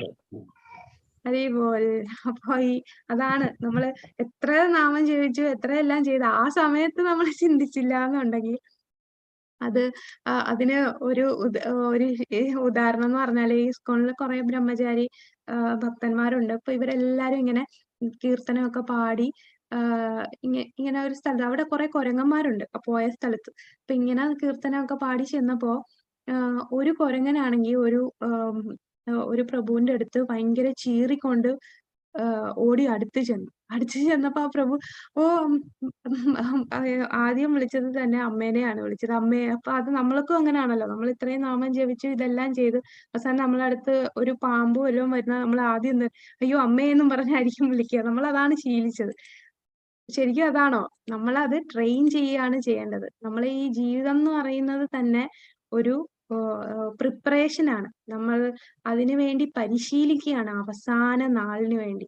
അപ്പൊ ആ പ്രഭു പറയുമായിരുന്നു, ഈ നാമം ജപിച്ച് ഹരേ കൃഷ്ണയൊക്കെ പറഞ്ഞിട്ട് അവസാനം ഒരു അപകടം വരുമ്പോ ആ അമ്മേനെയാണ് വിളിക്കുക. കാരണം നമ്മള് അങ്ങനെ കൊച്ചിലെ എന്തേലും കൊച്ചു കുട്ടികളെ കണ്ടില്ലേ, എന്തേലും ഒരു വിഷമം വരുമ്പോ ആദ്യം ഓടിച്ചെന്ന് അമ്മാന്നും പറഞ്ഞാണ് നിൽക്കുക. അപ്പൊ നമ്മള് വേറെ ആരുമില്ല, ഭഗവാൻ മാത്രമേ ഉള്ളൂ ശരണം. അപ്പൊ ഇങ്ങനെയുള്ള കൊച്ചു കൊച്ചു വിഷമങ്ങളൊക്കെ നമുക്ക് ജീവിതത്തിൽ തരുന്നത് അതൊക്കെ ഒരു ടെസ്റ്റ് ആണ്. നമ്മൾ എന്തിനെയാണ് ആശ്രയിക്കുന്നത്? നമ്മളെ ആശ്രയം എന്തിലായിരിക്കണം? ഭഗവാനെ ആയിരിക്കണം. അപ്പൊ അത് നമ്മൾ പ്രാക്ടീസ് ചെയ്യണം. എന്ത് വന്നാലും എപ്പോ വന്നാലും നമുക്കൊരു ചെറിയ മുറിവ് വന്നാൽ പോലും നമ്മൾ ചിലപ്പോ അയ്യോ അമ്മേ എന്നൊക്കെ പറയുന്നതിന് പകരം അത് കൃഷ്ണ എന്നാക്കണം. എന്നാൽ മാത്രമേ നമുക്ക് ആ അവസാന നിമിഷം ഭഗവാനെ വിളിക്കാൻ പറ്റൂ, ഭഗവാനെ സ്മരിക്കാൻ പറ്റൂ. അപ്പൊ നമ്മള് നല്ല രീതിയിൽ ഇരിക്കുന്ന പ്രശ്നമൊന്നുമില്ല, അസുഖമൊന്നുമില്ല, നല്ല സുഖമായിട്ടിരിക്കുമ്പോൾ നമുക്ക് കൃഷ്ണാവബോധത്തിന് നാമം ജപിക്കാം, കേൾക്കാം, ക്ലാസ്സുകൾ കേൾക്കാം, എല്ലാം ചെയ്യാം. പക്ഷേ നമുക്ക് എന്തേലും ഒരു പ്രശ്നം വരുമ്പോഴാണ് മനസ്സിലാക്കുന്നത് നമ്മൾ ആരെയാണ് ആശ്രയിക്കുന്നതെന്ന്. അങ്ങനെ ശരിക്കും നമുക്ക് ദൈവം നമ്മളെ ജീവിതത്തിൽ ഓരോരോ പ്രശ്നം തരുന്നത് അത് ഓരോ ടെസ്റ്റാണ്. നമ്മൾ അതിൽ നിന്ന് പഠിക്കണം. നമുക്ക് ഓരോ വിഷമം വരുമ്പോഴും നമ്മൾ ആശ്രയിക്കേണ്ടത് ഭഗവാനെയാണ് എന്ന് നമ്മൾ പഠിക്കുകയാണ് ചെയ്യേണ്ടത്. ജീവിതത്തിന്റെ പൂർണ്ണത നേരത്തെ പറഞ്ഞു, ഒരു മനുഷ്യ ശരീരം എപ്പോഴാണ് പൂർണ്ണമാകുന്നത്. അപ്പൊ ഈ ഒരു മനുഷ്യ ശരീരത്തിൽ ആ ഒരു ഭക്തി വരണമെന്നുണ്ടെങ്കിൽ എത്ര ജന്മം, ബഹുനാം ജന്മനാമന്തേ ജ്ഞാനവാമ്മാം പ്രപദ്യതേ വാസുദേവ സർവമിതി സ മഹാത്മാ സുദുർലഭം. അപ്പൊ നമ്മളെ വാസുദേവനാണ് എല്ലാം എന്ന് മനസ്സിലാക്കുന്ന എത്ര ജനന മരണങ്ങൾക്ക് ശേഷമാണ്. അപ്പൊ നമ്മളൊക്കെ എത്രയോ ജന്മം എടുത്തിട്ടാണ് നമുക്കിപ്പോ ഇതാണ് എന്ന് മനസ്സിലാക്കാനും. ഇപ്പൊ ഈ ലെവൽ 3 ക്ലാസ്സിൽ 2-3 വട്ടം തന്നെ കേൾക്കുന്ന മാതാജിമാരൊക്കെ ഉണ്ടല്ലേ. എത്ര കേട്ടിട്ട് മതിയാവുന്നില്ല, വീണ്ടും കേൾക്കാൻ. ഇതെല്ലാം എന്തുകൊണ്ടാണ്? നമ്മൾ അത്രയും ജന്മം എടുത്തു. നമ്മൾ ആ ഒരു പൂർണ്ണതയിൽ എത്താനായിട്ട് അടുക്കുന്നുണ്ട്. ചിലപ്പോ ഒരു 1-2 ജന്മം എടുക്കുമായിരിക്കും. അപ്പൊ അങ്ങനെ അടുക്കുന്നത് കൊണ്ടാണ് നമ്മളൊക്കെ എത്ര ഭാഗ്യം ചെയ്തതാണ്. ബഹുനാം ജന്മനാമന്തേ ജ്ഞാനവാമ്മാം പ്രവർത്തതേ. അത്രയും റെയർ ആണല്ലേ. വാസുദേവം സർവമിതി സ മഹാത്മാ സുദുർലഭം. അങ്ങനെയുള്ള ആത്മാക്കൾ വളരെ ദുർലഭമാണ്. അപ്പൊ അത്രയും ദുർലഭമായിട്ടുള്ളവരിൽ പെട്ടവരാണ് നമ്മളെല്ലാരും. അങ്ങനെയെങ്കിൽ നമുക്ക് നാമം ജപിക്കാനും ഇതിന് തോന്നുകയും ഇതിലെല്ലാം അറ്റൻഡ് ചെയ്യാൻ തോന്നുകയൊക്കെ ചെയ്യുക എന്ന് പറയുന്നത് തന്നെ അത്രയും ജന്മം എടുത്തത് കൊണ്ടാണ്, അത്രയും ദുർലഭമായിട്ട് കിട്ടിയതാണ്. അപ്പൊ അടുത്ത ജീവിതം ആരാണ് തീരുമാനിക്കുന്നത്? നേരത്തെ മാതാജി പറഞ്ഞ പോലെ യം വാപി സ്മരൻ ഭാവം ത്യജത്യന്തേ കലേബരം തം തമേവേതി കൗന്ദേയ സദാ തദ്ഭാവ ഭാവിതഃ. ഏതേത് ഭാവം സ്മരിച്ചുകൊണ്ടാണോ ജീവാത്മാവ് ശരീരത്യാഗം ചെയ്യുന്നത് അതാത് ഭാവത്തെ തന്നെ പ്രാപിക്കുന്നു. അപ്പൊ ഇതാരാണ് ഈ ഒരു പിക്ചറിൽ കാണിച്ചിരിക്കുന്നത്? ഈ ഉദാഹരണം കാണിച്ചിരിക്കുന്ന ആരാണ്? ഹരേ കൃഷ്ണ. അൺമ്യൂട്ട് ചെയ്ത് പറഞ്ഞോളൂ മാതാജി.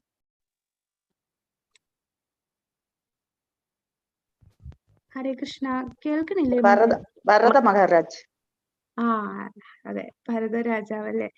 ഭരത രാജാവ് എന്താ സംഭവിക്കുന്ന? അവസാന നിമിഷം ആരെയാണ് ചിന്തിക്കുന്നത്? ആ മാനിനെ. അപ്പൊ അടുത്ത ജന്മം എന്ത് കിട്ടി? അതാത് ഭാവത്തെ തന്നെ പ്രാപിക്കുന്നു. മാനിന്റെ ശരീരം തന്നെ കിട്ടുന്നു. എന്നാൽ ഭഗവാന്റെ ആ ഭക്തി ഉള്ളത് കൊണ്ട് മാന്റെ ശരീരത്താണെങ്കിൽ പോലും അദ്ദേഹത്തിന് കഴിഞ്ഞ ജന്മം ഓർത്തിരുന്നു. അങ്ങനെ അടുത്ത് ഉടനെ തന്നെ ഒരു മനുഷ്യ ശരീരം കിട്ടി. അതാണ് നമ്മളെ ജഡഭരതൻ അല്ലെ. പിന്നീട് അദ്ദേഹത്തിന് ആ മുക്തി ലഭിക്കുകയാണ് ചെയ്തത്. അപ്പൊ നമ്മൾ ഈ ഒരു പ്രാക്ടീസ് ആണ് നമ്മളുടെ ഈ ഒരു ജീവിതം എന്ന് പറയുന്നത്. അപ്പൊ എന്നാൽ ഈ പുറത്തുള്ള ഭൗതികതയിൽ മുങ്ങിക്കിടക്കുന്ന ആൾക്കാർക്ക് ടെൻഷനും ഡിപ്രഷനും ഒക്കെ വരുമ്പോ എന്താണ് അവർ ചെയ്യുന്നത്? കുറെ പേര് സിനിമ കാണും, കുറെ പേര് മദ്യത്തിന് അടിമപ്പെടും, സിഗരറ്റ് വലിക്കും, ലഹരി പദാർത്ഥങ്ങളിൽ പെടും. അപ്പൊ അതുപോലെ ആവശ്യമില്ലാത്ത ബന്ധങ്ങളിൽ പോയി ചെല്ലും, ചൂത് കളിക്കും. അപ്പൊ അവര് സന്തോഷം കണ്ടെത്തുന്ന അതിലാണ്. അപ്പൊ എനിക്കിത് ചെയ്യുമ്പോ എന്റെ ടെൻഷനൊക്കെ മാറും എന്ന് ചിന്തിച്ച് അവർ അതിനെയാണ് ആശ്രയിക്കുന്നത്.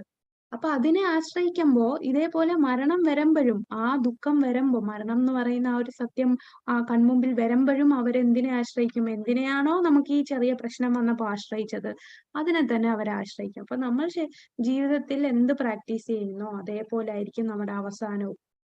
അപ്പൊ ഒരു ഭക്തൻ എന്ന നിലയ്ക്ക്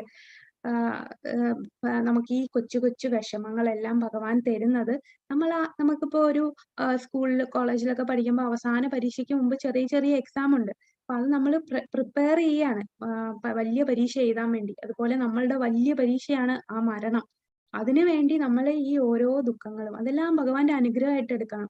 ഈ ദുഃഖങ്ങൾ ഉള്ളത് കൊണ്ട് നമുക്ക് നന്നായിട്ട് ഭഗവാനെ ഭക്തി ചെയ്യാനും ഭഗവാനെ സ്മരിക്കാനും നമ്മളത് ഉപയോഗിക്കണം.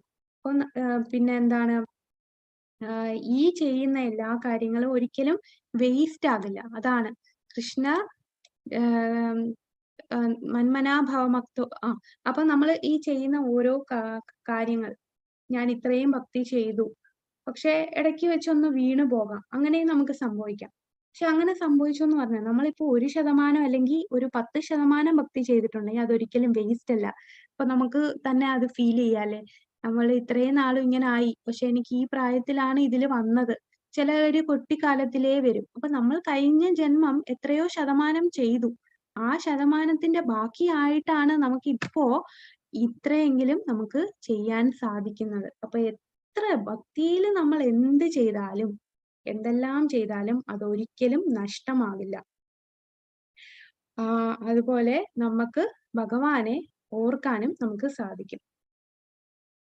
നീ കൃഷ്ണനാമാനി കൃഷ്ണ ഭജാമി മന്മനാഭവ മദ്ഭക്തോ മധ്യാജീമം നമസ്കുരു മാമേ വൈശ്യസി യുക്തൈവ ആത്മാനം മത്പരായണ. അപ്പൊ നമ്മുടെ മനസ്സെപ്പോഴും ഭഗവാനെ 4 കാര്യങ്ങളാണ് പറയുന്നത്. മന്മന, എന്നെ തന്നെ ചിന്തിക്കൂ. മദ്ഭക്തോ, എന്റെ ഭക്തനാകൂ. മധ്യാജി, എന്താണ്, എന്നെ ആരാധിക്കൂ. നമസ്കുരു, എന്നെ നമസ്കരിക്കൂ. ഈ 4 കാര്യങ്ങളാണ് പറയുന്നത്. അതുപോലെ എന്താണ്, എന്നിൽ തന്നെ യുക്തൈവ ആത്മാനം മത്പരായണ. ആത്മാനം മത്പരായണ എന്ന് പറഞ്ഞാൽ തീർച്ചയായിട്ടും അവൻ എൻ്റെ അടുത്ത് തന്നെ എത്തും. എങ്ങനെയുള്ളവനാണ്? പൂർണ്ണമായി ഭഗവാനിൽ തന്നെ മനസ്സുറപ്പിച്ച ഒരു വ്യക്തിക്ക് തീർച്ചയായിട്ടും ഭഗവാനിൽ എത്തിച്ചേരാൻ സാധിക്കും.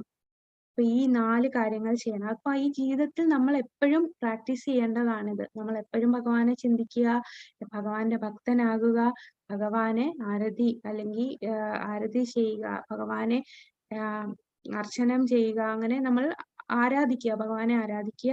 കൂടാതെ നമസ്കരിക്കുക. ഈ നമസ്കരിക്കൂ, നമ്മൾ എല്ലാ ദിവസവും ഭഗവാനെ നമസ്കരിക്കണം. ഈ 4 കാര്യം ചെയ്താൽ തീർച്ചയായിട്ടും തരും. അപ്പൊ അത് നമ്മൾ ഡെയിലി പ്രാക്ടീസ് ചെയ്യുമ്പോഴേ നമുക്ക് അവസാനവും അത് ഓർക്കാൻ സാധിക്കുകയുള്ളൂ. അപ്പൊ ഭക്തിയിലുള്ള 9 പ്രക്രിയകൾ ഇതാണ്: ശ്രവണം, കീർത്തനം, വിഷ്ണു സ്മരണം, പാദസേവനം, അർച്ചനം, വന്ദനം, ദാസ്യം, സാഖ്യം, ആത്മനിവേദനം. അപ്പോ നമ്മള് ഈ ഭക്തി സേവനം എന്ന് പറയുന്നു. എന്തുകൊണ്ടാണ് നമ്മൾ ഭക്തി സേവനം ചെയ്യണം എന്ന് പറയുന്നത്? ഈ കൃഷ്ണാവബോധത്തിൽ എല്ലാരും സേവനം ചെയ്യുന്നു. എന്തുകൊണ്ടാണ്? നമുക്ക് ഇപ്പൊ ബ്രഹ്മത്തിൽ അലിയുക എന്ന് പറയുന്നുണ്ടല്ലോ. അപ്പൊ നമുക്ക് അന്നേരവും മുക്തി ലഭിക്കുകയാണ്. സായുജ്യ മുക്തി എന്ന് പറയും. സായുജ്യ മുക്തി ലഭിച്ചാൽ എന്താ കുഴപ്പം? എന്തിനാണ് നമ്മൾ ഭക്തി സേവനം ചെയ്യണം? സായുജ്യ മുക്തി പോകണ്ട എന്ന് നമ്മൾ പറയാനുള്ള കാരണം എന്താണ്? വീണ്ടും നമുക്ക് ജനനം ഭഗവാന്റെ ധാമത്തിലോട്ട് പോകണം. വീണ്ടും ജനനം എന്ന് പറയുമ്പോ അതെന്താന്ന് വെച്ചാല്, നമ്മൾ ഈ ബ്രഹ്മജ്യോതിയിൽ അലിഞ്ഞു കഴിഞ്ഞാലേ അവിടെ സേവനം ഒന്നുമില്ല. അതാണ് പ്രശ്നം. ചുമ്മാ അവിടെ ഇരിക്കുക. നമ്മളിപ്പോ വീട്ടിൽ കുറെ നേരം ചുമ്മാ ഇരുന്ന് കുറെ കഴിയുമ്പോൾ നമുക്ക് ബോറടിക്കും. വീട്ടിൽ ആരും ഇല്ല, ഒരു 10 ദിവസമൊക്കെ ഒറ്റയ്ക്ക് ഒരു വീട്ടിൽ താമസിക്കുമ്പോ ഒന്നും ചെയ്യാനില്ല, ഫോണില്ല, TV ഇല്ല, ഒന്നുമില്ല, ചുമ്മാ ഇരിക്കുകയാണ്. ഇപ്പൊ നമുക്ക് വായിക്കാനും ബുക്കും ഒന്നുമില്ല, ചുമ്മാ ഇരിക്കുക. അങ്ങനെ ഇരിക്കുമ്പോ എന്താ, നമുക്ക് ബോറടിക്കുമല്ലേ? അതേപോലെയാണ് ഈ ബ്രഹ്മജ്യോതിയിൽ ലയിച്ചു കഴിഞ്ഞാൽ അവർക്ക് സേവനം ഒന്നും ചെയ്യാനില്ല. സേവനം ഒന്നും ചെയ്യാതിരിക്കുമ്പോ അവര് തന്നെ വിചാരിക്കും ഇവിടെ നിൽക്കുന്നതിനേക്കാളും നല്ലത് ഭൂമിയിൽ പോകുന്നതായിരിക്കും, അവിടെ പോയാൽ വേറെ എന്തേലും ഒക്കെ ചെയ്യാലോ. അങ്ങനെ വീണ്ടും അവര് അതുകൊണ്ടാണ് പോകുന്നത്. പക്ഷെ ഒരു ഭക്തൻ എന്താണ് ആഗ്രഹിക്കുന്നത്? സേവനമാണ് ചെയ്യുന്നത്. അതിന്റെ മെയിൻ കാരണം, നമ്മൾ ഈ ഭൗതിക ലോകത്ത് എല്ലാത്തിനും ഞാൻ വലുത് എന്നുള്ള ഒരു ചിന്തയുണ്ട്. എല്ലാത്തിനും ഞാനാണ് മാസ്റ്റർ, ഞാനാണ് ഇതിന്റെ എല്ലാം യജമാനൻ. ഈ വീട് എന്റെയാണ്, ഈ രാജ്യം എന്റെയാണ്, ഇതെല്ലാം എന്റെയാണ്, എന്റെ. ഇപ്പോ ഒരു വാഗ്വാദം വരുമ്പോ തന്നെ എനിക്ക് ജയിക്കണം, അല്ലെങ്കിൽ എന്തേലും ഒരു മത്സരമൊക്കെ വരുമ്പോ എനിക്ക് ജയിക്കണം, എല്ലാത്തിലും ഞാൻ ഫസ്റ്റ് ആകണം, ഞാനാണ് ഇതിനെല്ലാത്തിനും യജമാനൻ എന്ന ചിന്തയാണ്. പക്ഷേ ഭഗവാന്റെ നാമത്തിൽ എങ്ങനെയാണ്? ഒരേ ഒരു യജമാനനേ ഉള്ളൂ, അത് ഭഗവാൻ മാത്രം. ബാക്കി എല്ലാരും എന്താണ്? എല്ലാരും ഭഗവാന്റെ സേവകരാണ്. അതുകൊണ്ടാണ് നമ്മൾ ഭക്തി സേവനം എന്ന് പറയുന്നത്. നമ്മളെല്ലാരും സേവനം ചെയ്യാനാണ് നമുക്ക് ആഗ്രഹിക്കേണ്ടത്. ഇപ്പൊ എങ്ങനെ ഭഗവാന് സേവനം ചെയ്യാം? ഇപ്പൊ ഭൗതിക ലോകത്ത് നിന്ന് ഭക്തിയൊക്കെ ചെയ്ത് നമ്മൾ ആധ്യാത്മിക ലോകത്ത് പോയെന്ന് വെച്ചോ. ആധ്യാത്മിക ലോകത്ത് പോയാലും എന്തോ നമ്മൾ ചെയ്യുന്ന, അവിടെയും ഭക്തി സേവനമാണ് ചെയ്യുന്നത്. ഈ ചെയ്യുന്നതെല്ലാം പ്രാക്ടീസ് ചെയ്ത് ഇവിടുന്ന് പോയി അവിടെയും ഭഗവാന് വേണ്ടി സേവനം നമുക്ക് നേരിട്ട് ചെയ്യാൻ സാധിക്കുകയാണ് ചെയ്യുന്നത്. അപ്പൊ സേവന മനോഭാവം ഉണ്ടായാൽ മാത്രമേ നമുക്ക് ഭഗവാന്റെ അടുത്ത് പോകാൻ പറ്റൂ. എനിക്ക് ഭഗവാൻ ആകണം എന്നൊക്കെ ഉള്ള ചിന്ത വന്നാൽ അങ്ങ് ബ്രഹ്മജ്യോതി വരെ എത്തത്തേ ഉള്ളൂ. അവിടെ ഇരിക്കും. ആ ശരി, നീ അവിടെ രാജാവായിക്കോ എന്നും പറഞ്ഞ് അവിടെ കുറെ നേരം ഇരിക്കുമ്പോൾ ബോറടിച്ച് തിരിച്ചു വരും. അങ്ങനെ നമുക്ക് ശരിക്കും ഈ ഭൗതിക ലോകത്ത് നമ്മൾ വരാനുള്ള റീസൺ എന്താണ്? എനിക്കും ഭഗവാനെ പോലെ ആസ്വദിക്കണം, ഭഗവാൻ മാത്രം ആസ്വദിച്ചാൽ മതിയോ? ആ ഒരു ചെറിയ ചിന്തയെ കാരണമാണ് നമ്മളെല്ലാം ഇപ്പൊ ഇവിടെ ഇരിക്കുന്നത്. അങ്ങനെ തോന്നിയത് കൊണ്ടാണ്. അല്ലെങ്കിൽ അങ്ങനെ ഞാൻ എന്നും ഭഗവാന്റെ ദാസനാണ് എന്നുള്ള ആ ഒരു ഭാവത്തോടുകൂടി നിന്നിരുന്നെങ്കിൽ നമ്മൾക്ക് ഇങ്ങോട്ട് വരേണ്ടി വരില്ല. അപ്പൊ ശരി, നീ പോയി ആസ്വദിച്ചോളൂ. അപ്പൊ എല്ലാരും എന്താ ചെയ്യുന്ന? ഒരു പക്ഷിയായാലും ഒരു പൂച്ചയായാലും അതിന്റെ സ്ഥലത്ത് വേറെ ആരും കയറാൻ സമ്മതിക്കില്ല. ഇതെന്റെ സ്ഥലമാണെന്നുള്ള രീതിയിൽ വേറെ ഏതെങ്കിലും മൃഗം വന്നാൽ അതിനെ ഓടിച്ചു വിടും. അവിടെ എന്താണ് അതിന്റെ ഞാനാണ് ഇവിടുത്തെ യജമാനൻ എന്നുള്ള ഭാവം എല്ലാ ജീവജാലങ്ങൾക്കും ഉണ്ട്. അപ്പൊ ആ ഒരു ഭാവം മാറി മാറി നമ്മൾ മനസ്സിലാക്കണം, നമ്മൾ എല്ലാരും ഭഗവാന്റെ സേവകരാണ്. നമുക്കൊരിക്കലും ഭഗവാനാകാൻ സാധിക്കില്ല. ആ മനോഭാവത്തിൽ എത്തിയണം. അതിനാണ് കൃഷ്ണാവബോധം. കൃഷ്ണനോടുള്ള ആ പ്രേമം, ഭഗവാനോടുള്ള പ്രേമം എന്ന് പറയുന്നത് അതാണ് ഏറ്റവും വലിയ ആ ഒരു സേവനം എന്ന് പറയുന്നത്. ഭഗവാനാണ് എല്ലാത്തിന്റെ യജമാനൻ എന്ന് മനസ്സിലാക്കി നമ്മൾ ആ സേവനം ചെയ്യുകയാണ് ചെയ്യുന്നത്. അപ്പൊ നമുക്ക് ഈ ഒരു മനുഷ്യ ജന്മത്തില് നമുക്ക് ഭഗവാനെ സേവനം ചെയ്യാനാണ് നമ്മൾ ആഗ്രഹിക്കേണ്ടത്. ആ ആഗ്രഹം മറ്റ് മൃഗങ്ങൾക്ക് വരാനില്ല. കാരണം ഈ മനുഷ്യന് മാത്രമേ ആ ഒരു ചിന്ത വരാനുള്ള ബുദ്ധി ഭഗവാൻ കൊടുത്തിട്ടുള്ളൂ. അപ്പൊ നമ്മൾ എന്ത് ചിന്തിക്കുന്നോ അവസാന നിമിഷം അതനുസരിച്ച് നമുക്ക് അടുത്ത ഒരു ജീവിതം കിട്ടുകയാണ്. ആ ഭക്തിയിൽ ഒരു നഷ്ടവുമില്ല എന്ന് പ്രഭുപാദർ പറയുന്നുണ്ട്. ഇതിന്റെ ഈ ഓരോ പർപ്പോട്ടിൽ പറയുന്ന കാര്യങ്ങളാണ്. അപ്പോ ഈ നമ്മൾ എങ്ങനെയാണ് ഭഗവാന് ഭക്തി ചെയ്യേണ്ടതെന്നുള്ള 9 പ്രക്രിയ, ഈ 9 പ്രക്രിയ അവസാനത്തെ പാരഗ്രാഫിലാണ് വരുന്നത്. അതിനു മുമ്പ് കുറെ കാര്യങ്ങൾ പറയുന്നുണ്ട്. അതായത് നമുക്ക് എങ്ങനെയാണ് ഭഗവാനോട് ആ ഒരു ഭഗവാനാണ് എല്ലാം, ഭഗവാനിലാണ് ഞാൻ ആശ്രയിക്കേണ്ടത് എന്നുള്ള ആ ഒരു തോന്നല് നമുക്ക് എങ്ങനെ വരുത്താൻ സാധിക്കും? ഉദാഹരണത്തിന് ദ്രൗപദി ഹസ്തിനാപുരത്തില് വലിച്ചഴച്ചു കൊണ്ടുവന്ന് ആ സഭയിൽ കൊണ്ടുവരുമ്പോ ആരും രക്ഷിക്കാനില്ല. ആദ്യം ദ്രൗപദി ആരടുത്തൊക്കെ ചോദിക്കും? ധൃതരാഷ്ട്രടുത്ത് ചോദിക്കും, ഭീഷ്മരടുത്ത് ചോദിക്കും, ദ്രോണാചാര്യർ, തന്റെ ഭർത്താക്കന്മാരെല്ലാരടുത്തും ചോദിച്ചു. അവസാനം സ്വന്തമായിട്ട് ഒരു കൈ തന്നെ എടുത്തു വെച്ച് ചോദിച്ചു, എന്നെ സ്വന്തം കൈ വെച്ച് എന്താണ് ആ സാരി ഉരിഞ്ഞു പോവാതിരിക്കാൻ ശ്രമിച്ചു. അവസാനം അതും പറ്റാതിരുന്നപ്പോ, ഒരു രക്ഷയില്ല എന്ന് കണ്ടപ്പോഴാണ് 2 കൈയും നീട്ടിയിട്ട് ഗോവിന്ദ പാഹി പാഹി ഗോവിന്ദ എന്ന് വിളിക്കുന്നത്. അപ്പൊ നമുക്കും ആ ഓരോ പ്രശ്നങ്ങൾ വരുമ്പോ നമ്മൾ നമ്മുടെ കൂടെയുള്ള ആൾക്കാരെ മാത്രമല്ല നമ്മൾ ആശ്രയിക്കണം. അവർക്കൊക്കെ ഒരു ലിമിറ്റ് വരെ അവർ നമ്മളെ സഹായിക്കാൻ സാധിക്കും. നമ്മളെ പൂർണ്ണമായി ശരണാഗതി ചെയ്യേണ്ടത് അത് ഭഗവാനിലാണ്. ഒരു ഭക്തന്റെ ജീവിതത്തിൽ എല്ലാം ഭഗവാൻ ആണ് അർപ്പിക്കുന്നത്. ചെറിയ കാര്യം വന്നാൽ, ഇപ്പൊ ജീവിതത്തിലെ ചെറിയ ചെറിയ പ്രശ്നങ്ങളൊക്കെ എപ്പോഴും വരും. എല്ലാവർക്കും പ്രശ്നങ്ങൾ വരും. പ്രശ്നങ്ങൾ ഇല്ലാതെ സുഖമായിട്ട് ജീവിക്കാൻ കഴിയില്ല. കാരണം ഇത് ദുഃഖാലയമാണ്. നമ്മളെല്ലാം ഒരു ജയിലിൽ കിടക്കുകയാണ്. ഈ ജയിലിൽ എപ്പോഴും സുഖവാസം ചെയ്യാനല്ല ഇവിടെ കൊണ്ടുവന്നത്. നമ്മൾ ആ ജയിലിൽ എന്തിനാണ് നമ്മൾ കിടക്കുന്നത്? ജയിലിൽ കിടന്ന് നമ്മളുടെ ഈ നല്ല സ്വഭാവമൊക്കെ ആയിട്ട് തിരിച്ചു കൊണ്ടുപോകാനായിട്ട് ജയിലിൽ കിടത്തിയതാ. എന്നാ എനിക്കിവിടെ മതി, ഇവിടെ വീടും കെട്ടി ജയിലില് അങ്ങ് കൂടും കൂട്ടി ജീവിക്കാന്ന് പറഞ്ഞാൽ അത് നടക്കില്ല. അപ്പൊ ഈ ജയിലിൽ വരുമ്പോ പല പല പ്രശ്നങ്ങൾ വരും. അതൊക്കെ എന്താണ്? നമ്മൾ പ്രാക്ടീസ് ചെയ്യുകയാണ്.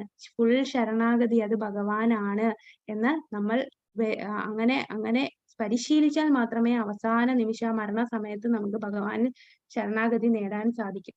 ഇനി ഭക്തന്റെ ജീവിതത്തിൽ ചിലപ്പോ തെറ്റുകുറ്റങ്ങളൊക്കെ വരും.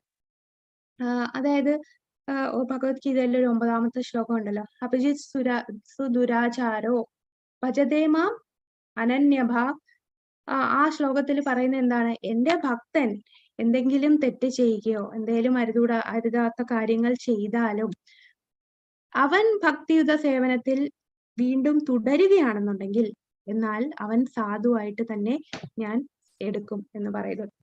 അപ്പോ ഭക്തന്റെ ജീവിതത്തിൽ ഭക്തി ചെയ്യാനായിട്ട് അവസരമുണ്ട്. എന്നാൽ ഒരുപാട് പ്രശ്നങ്ങൾ ഭക്തന്മാരുടെ ജീവിതത്തിലും വരും. ഒരുപാട് തടസ്സങ്ങൾ, ഭക്തിക്ക് തടസ്സമായിട്ട് ഒരുപാട് കാര്യങ്ങൾ വരും. കാരണം നമ്മൾ കഴിഞ്ഞ ജന്മമൊക്കെ ചെയ്ത ആ കർമ്മത്തിന്റെയൊക്കെ ഭയങ്കര ഒരു എഫക്റ്റ് ഇടയ്ക്കിടയ്ക്ക് കയറി വരും. അപ്പൊ അത് വരുമ്പോഴും അത്രയും ദൃഢനിശ്ചയത്തോടു കൂടി ആ ഭക്തി ചെയ്യുക എന്ന് പറഞ്ഞാൽ അവൻ ഭക്തൻ തന്നെയാണ്. സാധുവായിട്ട് തന്നെ അറിയണം. അപ്പൊ നമ്മൾ എപ്പോഴും ഭക്തന്മാരുടെ സംഘം ചേരുക. നമ്മൾ വീണു പോയാലും ചിലപ്പോഴൊക്കെ ഭക്തിയിൽ എനിക്ക് ചിലപ്പോൾ നമുക്ക് തന്നെ തോന്നുമോ, എനിക്ക് ഇന്നലത്തെ പോലെ അല്ലല്ലോ, ഇന്ന് എനിക്ക് ഭക്തിയിൽ ഒരുപാട് ചെയ്യാൻ സാധിച്ചില്ല എന്നുണ്ടായാലും സാരമില്ല. നമ്മൾ വീണ്ടും എണീറ്റ് ആ ഭക്തി പ്രാക്ടീസ് ചെയ്യുക. വീണു പോയെന്ന് പറഞ്ഞാൽ അവിടെ കിടക്കരുത്. നമ്മൾ എണീറ്റ് വീണ്ടും ആത്മാർത്ഥമായിട്ട് അത്രയും വിശ്വാസത്തോടു കൂടി നമ്മൾ ഭക്തി ചെയ്യുക. ഭഗവാൻ അതെല്ലാം അംഗീകരിക്കുന്നതാണ്. കാരണം നമുക്കറിയാം നമ്മൾ മനുഷ്യരാണ്. മനുഷ്യരെന്ന് പറയുമ്പോൾ നമുക്ക് പല നിത്യധർമ്മവും ചെയ്യണം, സ്വധർമ്മവും ചെയ്യണം. നിത്യധർമ്മം എന്ന് പറഞ്ഞാൽ ഭഗവാന് സേവനം ചെയ്യണം, അതാണ് നിത്യധർമ്മം. ഈ സ്വധർമ്മം എന്ന് പറഞ്ഞാൽ ഈ ശരീരം കിട്ടുമ്പോൾ നമുക്ക് കുടുംബമുണ്ട്, നമ്മളുടെ ജോലിയുണ്ട്, അങ്ങനത്തെ കാര്യമുണ്ട്. അപ്പൊ ഈ രണ്ടിനെ ബാലൻസ് ചെയ്യാനുള്ള ബുദ്ധിമുട്ട് നമുക്ക് വരും.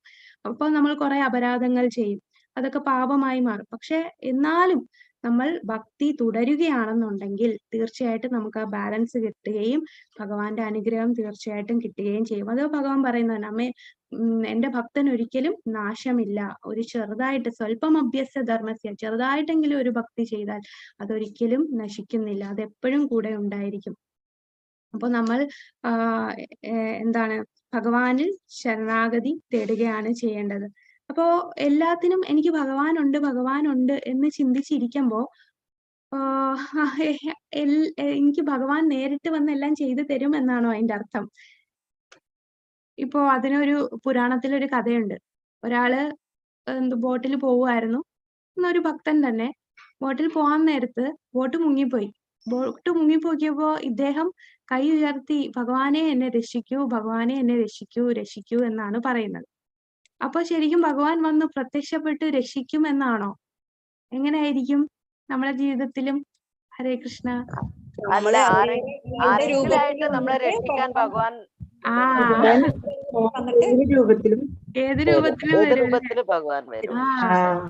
അതാണ് ആ വ്യക്തിയുടെ അടുത്ത് ഒരാൾ വന്ന് കയറ് കൊടുത്തു, വേറൊരു ബോട്ടിൽ ഒരാൾ വന്ന് വേണ്ട നിങ്ങളാരും വേണ്ട, ഭഗവാൻ വരും, എന്നെ രക്ഷിക്കാൻ വരും എന്ന് പറഞ്ഞ് അങ്ങനെ മുങ്ങിക്കൊണ്ടിരിക്കും. അവസാനം മരിക്കുന്നു. മരിച്ചു കഴിഞ്ഞ് പിന്നെ നേരെ യമരാജന്റെ അടുത്ത് ചെന്നപ്പോ അദ്ദേഹം ചോദിക്കുന്നു, എന്തുകൊണ്ടാണ് ഞാൻ ഭഗവാൻ വിളിച്ചിട്ട് വരാഞ്ഞത്? ഇത്രയൊക്കെ വിളിച്ചതല്ലേ. അപ്പൊ എന്താ പറയുന്നത്, എത്രയൊക്കെ രീതിയിൽ ഭഗവാൻ നിന്നെ സഹായിക്കാൻ വന്നു. പുള്ളി എന്താ വിചാരിച്ച, ഗജേന്ദ്രൻ വിളിച്ചപ്പോ ഭഗവാൻ ഓടി വന്ന പോലെ വരും ഒരു ഗരുഡന്റെ രൂപത്തിൽ. പക്ഷെ ഇപ്പൊ ദ്രൗപദി വിളിച്ചപ്പോഴും ദ്രൗപദി ഭഗവാനെ കാണുന്നില്ല. ദ്രൗപദിക്കുള്ള ആ സംരക്ഷണം ഭഗവാൻ കൊടുത്തോണ്ടിരിക്കുവായിരുന്നു. ദ്രൗപദി നേരിട്ട് ഭഗവാനെ കണ്ടില്ല, ഇങ്ങനെ സാരി കൊടുക്കുന്നതൊന്നും. അപ്പൊ അതുപോലെ നമ്മളെ സഹായിക്കാൻ പല രീതിയിലും ആരേലെയൊക്കെ കൊണ്ട്. അപ്പൊ നമ്മൾ വിചാരിക്കും അയാൾ എന്തുമാത്രം കഷ്ടപ്പെട്ടു, അയാൾ കാരണമാണ് എനിക്ക് ഈ ജീവിതം കിട്ടിയത്, എന്നെ അയാളാണ് രക്ഷിച്ചത്. നമ്മൾ ആ വ്യക്തിയെ മാത്രമേ കാണുന്നുള്ളൂ. എന്നാൽ ആ വ്യക്തിയെ കറക്റ്റ് സമയത്ത് ആ സമയത്ത് കൊണ്ടുവരാനും അതൊക്കെ കൊണ്ടുവന്നതെന്താ, അതിനുള്ള എല്ലാ കാര്യങ്ങളും ഭഗവാനാണ് അവിടെ അറേഞ്ച് ചെയ്യുന്നത്. ഒരു ഇല പോലും ഭഗവാൻ അറിയാതെ അനങ്ങുകയില്ല. അപ്പോ പല ആൾക്കാരെ നമ്മൾ സഹായത്തിന് നമ്മളെ രക്ഷിക്കാൻ വിടും. ഇല്ല, ഭഗവാൻ നേരിട്ട് വന്നേലേ ഞാൻ രക്ഷിക്കൂ എന്നുള്ളത് അത് ശരിക്കും എന്താ പറയുക, ഒരു മണ്ടത്തരമാണല്ലേ. അത് ഭഗവാനെ മനസ്സിലാക്കാത്തത് കൊണ്ടാണ്. അപ്പോ നമ്മള് അത് മനസ്സിലാക്കി ഭഗവാനിൽ തന്നെ മനസ്സുറപ്പിച്ച് തീർച്ചയായിട്ടും അവസാന നിമിഷം ഭഗവാനെ സ്മരിക്കാൻ സാധിച്ചാൽ നമുക്ക് പോകാൻ സാധിക്കും. അപ്പം അവസാന നിമിഷം എനിക്ക് സ്മരിക്കാൻ സാധിച്ചില്ല, അപ്പൊ എന്ത് സംഭവിക്കും? ഇപ്പൊ ചിലർ പറയും ഞാൻ കോമ സ്റ്റേജിലായിരുന്നു, അങ്ങനെ വല്ലതും ആയിപ്പോയാൽ, പെട്ടെന്ന് ഒരു ആക്സിഡന്റ് വന്നാൽ, ഒരിക്കലും അത് നഷ്ടമല്ല. കാരണം നമ്മൾ ആ സമയത്ത് എന്ത് ചിന്തിക്കുന്നു എന്നുള്ളത് ഭഗവാൻ അറിയാം. നമ്മളെ അത് ഓർമ്മിപ്പിക്കുന്ന ഭഗവാൻ തന്നെ ഭഗവാനെ ഓർമ്മിപ്പിക്കും. അത് ഭഗവാൻ നോക്കിക്കോളും. നമ്മൾക്ക് ജീവൻ ബോധമുള്ളിടത്തോളം കാലം, നമുക്ക് ആ ആരോഗ്യം ഉള്ളിടത്തോളം കാലം മാക്സിമം നമുക്ക് എന്തൊക്കെ ഭഗവാന് സേവനം ചെയ്യാൻ സാധിക്കുമോ, ഭക്തിയുത സേവനങ്ങൾ ചെയ്യുന്നോ അതെല്ലാം നമ്മൾ ചെയ്യുക.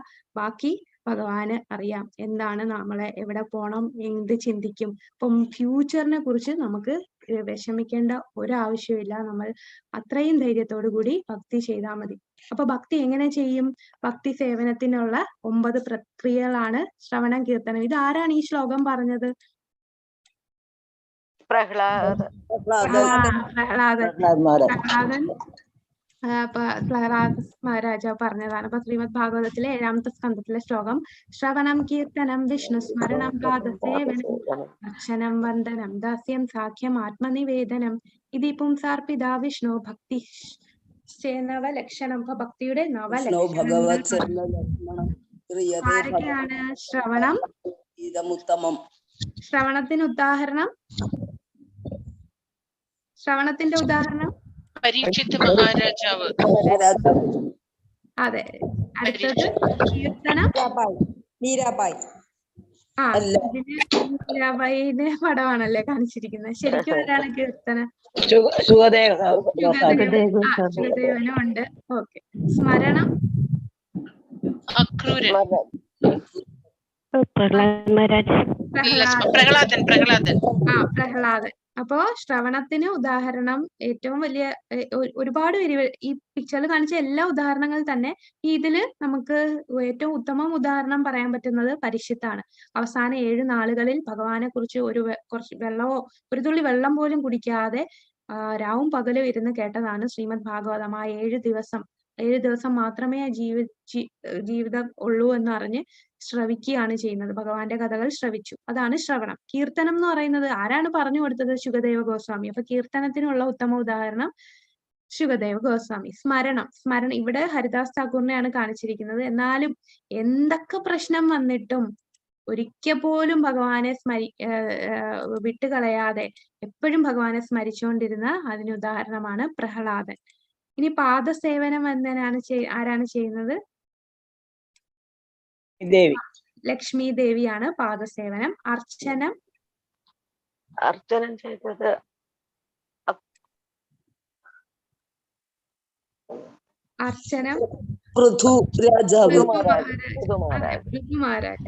പൃഥു മഹാരാജാവാണ് അർച്ചനം. വന്ദനം ചെയ്തത് അക്രൂരർ.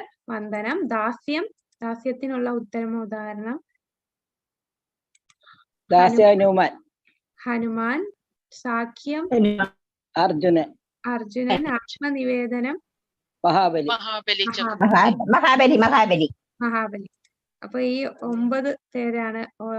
9 ഭക്തിയുത സേവനവും ചെയ്തതിന്റെ ഓരോ ഉദാഹരണമാണ്. അപ്പൊ ഇവരെല്ലാം ഒരു സേവനം ചെയ്താണ് അതില് ലക്ഷ്യത്തിൽ എത്തിയിരിക്കുന്നത്. അപ്പൊ നമുക്ക് 9ഉം ചെയ്യാം. 9ഉം ചെയ്ത ഭക്തൻ ഏതാണ്? ഈ 9 ഭക്തിയുത സേവനവും ഒരുമിച്ച് ചെയ്തത് അംബരീഷ് രാജാവാണല്ലേ. ഇതിൽ ഏത് ചെയ്താലും 1, 2, 3 9ഉം ചെയ്യാൻ പറ്റും. ഏതെങ്കിലും ഒന്നെങ്കിലും നമുക്ക് ചെയ്യാൻ സാധിച്ചാൽ നമ്മളുടെ ഈ ജീവിതത്തിന്റെ ലക്ഷ്യത്തിൽ എത്താൻ സാധിക്കും. അപ്പൊ പരിഷിത്ത് മഹാരാജാവ് ഇടയ്ക്ക് ഒരു ചോദ്യം ചോദിക്കുന്നുണ്ട് ശുകദേവ ഗോസ്വാമിയോട്. എന്താണ് നമ്മളുടെ ഡ്യൂട്ടി? എന്താണ് എല്ലാ മനുഷ്യർക്കും ഉള്ള ഡ്യൂട്ടി എന്താണ്? മരണസമയത്ത് എന്താണ് അവര് ചെയ്യേണ്ടത്? അപ്പോ ശുകദേവ ഗോസ്വാമി ഒരു പറയുന്ന ശ്ലോകമാണ് തസ്മാത് ഭാരത സർവാത്മാ ഭഗവാൻ ഈശ്വരോ ഹരി ശ്രോതവ്യ കീർത്തിതവ്യശ്ച സ്മർത്തവ്യശ്ച ചേത ഭയം. അതായത് ഓ ഭാരത എന്ന് പറയുന്നത് നമ്മൾ പരിശുദ്ധ മഹാരാജാവിനെ പറയാണ്. സർവാത്മ എല്ലാവരുടെ ഹൃദയത്തിലും പരമാത്മാവായിട്ടിരിക്കുന്ന ഭഗവാൻ, ആ ഭഗവാൻ ഈശ്വരൻ, എല്ലാത്തിന്റെയും നിയന്ത്രാവ്, ആ ഹരി നമ്മളുടെ എല്ലാ ദുഃഖങ്ങളെയും ഒഴിവാക്കി തരുന്ന ഹരിയെ കുറിച്ച് എന്ത് ചെയ്യണം? ശ്രോതവ്യ എന്ന് പറഞ്ഞാൽ ശ്രവിക്കുക, കേൾക്കുക. ഭഗവാന്റെ പ്രവർത്തികൾ, ഭഗവാന്റെ ഓരോ ലീലകളെല്ലാം കേൾക്കുക. കീർത്തിതവ്യശ്ച അത് കീർത്തനം ചെയ്യുക. പിന്നെ സ്മർത്തവ്യം എന്ന് പറഞ്ഞാൽ എന്താണ്? സ്മരിക്കുക.